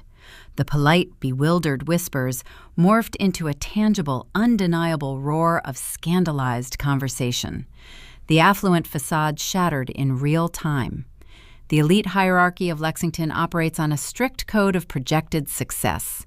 Debt is considered a fatal disease. The guests realized they were attending a celebration funded by fraudulent leverage. I watched the front row to observe the collateral damage. Caroline, the idle aristocrat who previously whispered insults regarding my financial motives, stood near the center aisle. She held a crystal flute of imported champagne poured prior to the ceremony to celebrate her tactical victory. The revelation of her own bankruptcy severed her motor control. Her fingers went slack. The expensive glassware slipped from her grip. It fell toward the earth. The crystal struck the manicured turf with a muted, heavy thud. The fragile stem snapped.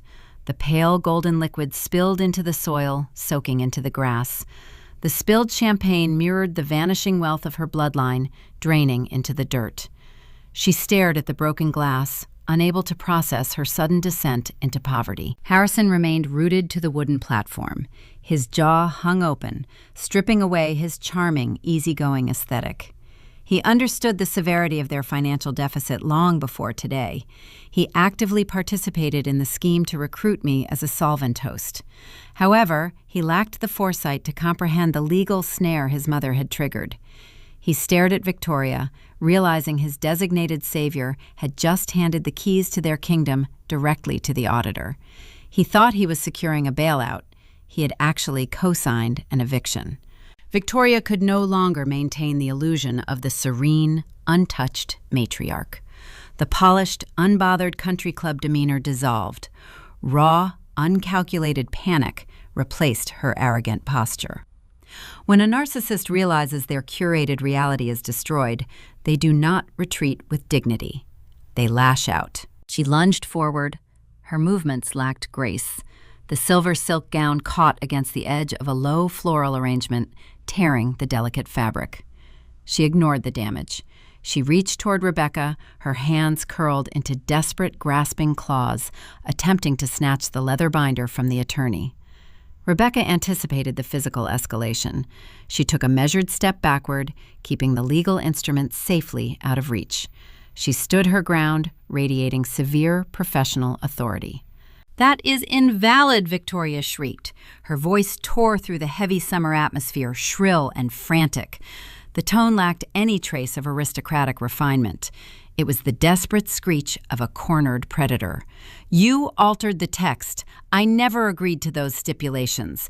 This is a fraudulent document. I demand you stop reading." An amateur argues with a liar. A professional presents the receipt. Rebecca did not raise her voice to match the hysteria. She did not engage in a petty debate over the validity of the ink. She simply closed the leather binder, resting it against her side. She reached into the interior pocket of her dark gray blazer. She retrieved a slim digital tablet. She activated the screen. the glass illuminated, displaying a queued media file. She tapped the designated icon. The crisp, clear playback audio cut through the roar of the crowd. Rebecca had maximized the volume settings prior to the ceremony. The sound projected across the lawn, undeniable and sharp. It was the time-stamped, notarized video recording captured 3 days prior in the downtown law office. The guests stopped murmuring. They leaned forward, captivated by the digital evidence. The tablet broadcasted the exact sequence of the execution. They heard Rebecca asking the mandatory legal questions. They heard her voice verifying the identity of the signatory and confirming the lack of external duress. Then they heard Victoria. They heard her dismissive, arrogant sighs. They heard her hasty, eager confirmations. "Do whatever makes you feel secure, Madeline," her recorded voice echoed through the speaker, dripping with condescension. "I simply want this paperwork finalized." The screen displayed the visual data. It showed Victoria sitting at the slate conference table, bathed in the glow of the red recording light. It showed her picking up the silver pen. It captured the exact moment she hastily scrawled her elegant signature across the designated line, too eager to secure her financial hostage to bother reading the dense technical revisions. The video concluded with the heavy, definitive thud of the official notary stamp authenticating the transfer of liability. Rebecca tapped the screen, halting the playback. She lowered the tablet, holding it alongside the custom-embossed binder. "It is signed and video notarized Victoria," she replied smoothly. Her tone remained level, a stark contrast to the shrieking woman standing before her. "The municipal courts possess the authenticated digital files. You executed the transfer yourself." The trap was impenetrable. Victoria stared at the black screen of the tablet. Her chest heaved in shallow, rapid bursts. The denial died in her throat. She possessed no counter-argument capable of refuting her own recorded voice and her own physical signature. She had built her entire identity upon the perception of generational superiority. She utilized her status to demean working-class individuals and manipulate her own son. She believed her title shielded her from the consequences of her greed. Now the audience she had assembled to witness my humiliation was staring at her with profound, unvarnished disgust. The Golden family was exposed. The facade of the legacy Bourbon dynasty was stripped away, leaving only the reality of desperate, drowning frauds.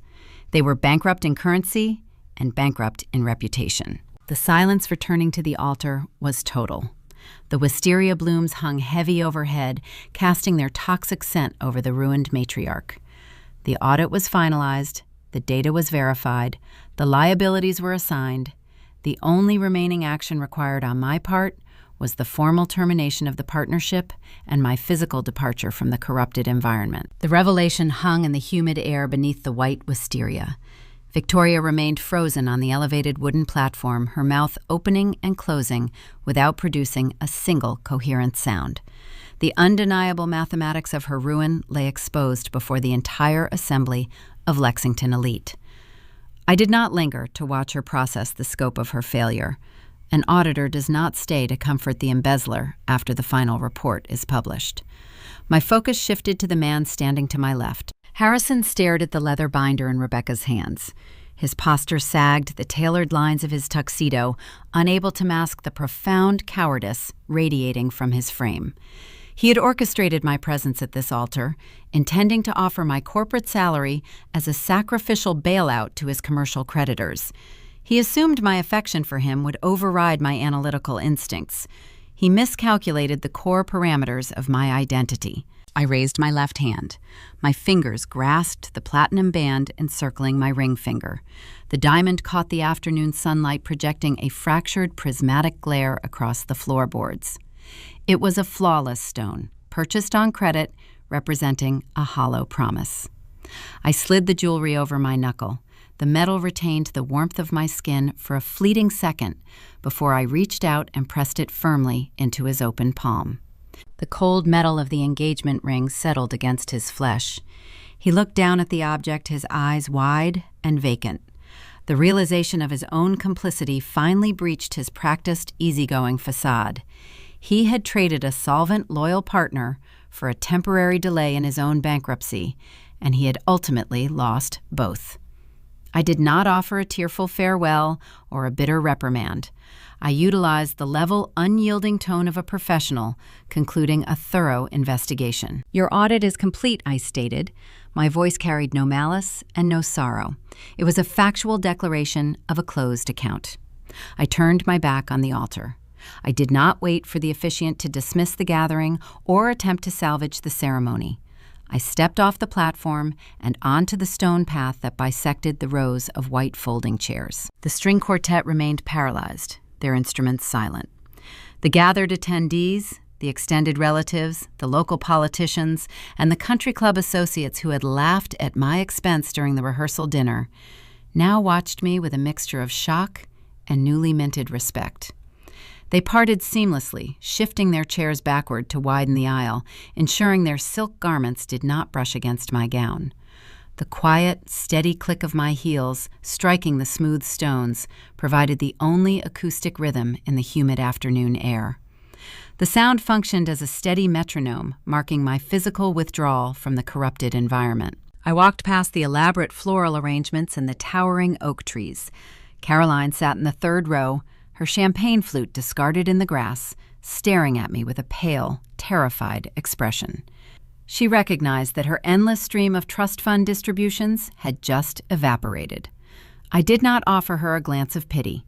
I kept my gaze fixed straight ahead. Looking back implies regret or lingering attachment.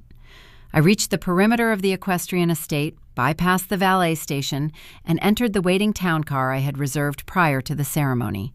I instructed the driver to proceed toward the city center. The sprawling canopy of toxic white wisteria faded in the rearview mirror, shrinking into a distant, irrelevant detail. The subsequent months unfolded with ruthless surgical precision. The legal framework Rebecca and I constructed operated exactly as designed. The public exposure at the altar acted as a catalyst, accelerating the inevitable collapse of the sterling financial architecture. The regional commercial lenders, alerted to the severe instability of the Bourbon dynasty by the whispered gossip of the wedding guests, refused to grant any extensions on the impending balloon payments. Victoria and Harrison attempted to secure emergency refinancing. They submitted frantic applications to various financial institutions. However, without my pristine credit profile acting as a guarantor, their requests were summarily rejected. Institutional banks do not underwrite loans for entities possessing zero liquid capital and a highly publicized history of deceptive practices. The foreclosure process initiated within 60 days. The lenders seized the production equipment, the aging barrels, and the operational licenses of the Sterling distillery. The legacy business sustained for generations evaporated under the gavel of a municipal bankruptcy judge. The punitive parameters of Clause 7 engaged with equal devastation. Victoria had blindly signed the integration agreement, placing her stylized signature on a document she deemed beneath her review. That arrogant oversight triggered the total forfeiture of her remaining assets. Because she attempted to leverage my personal income to shield her commercial liabilities, the remaining equity of the equestrian estate transferred directly to my holding company as a compensatory penalty. My legal counsel served Victoria and Harrison with formal eviction notices on a brisk Tuesday morning. They were forced to pack their curated belongings and vacate the historic manor they believed was their untouchable birthright. The social standing they weaponized to demean working-class individuals vaporized the moment the moving trucks arrived.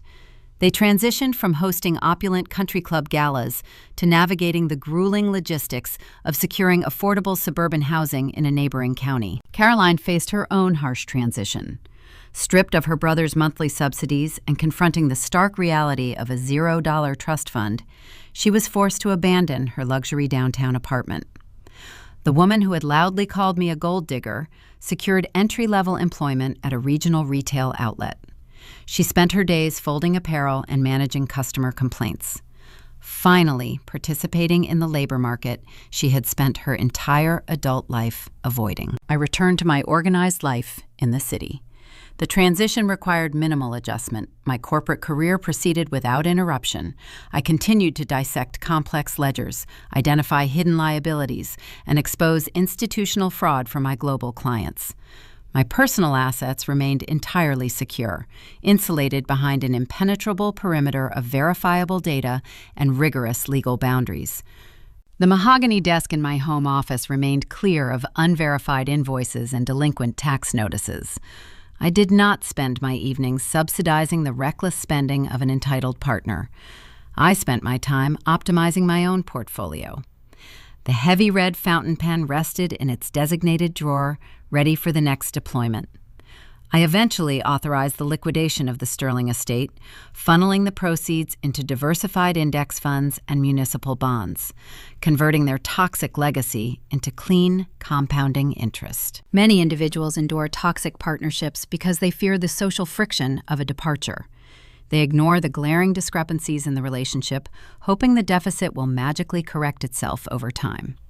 They subsidize the poor decisions of their partners, trading their own stability for a fragile, temporary peace.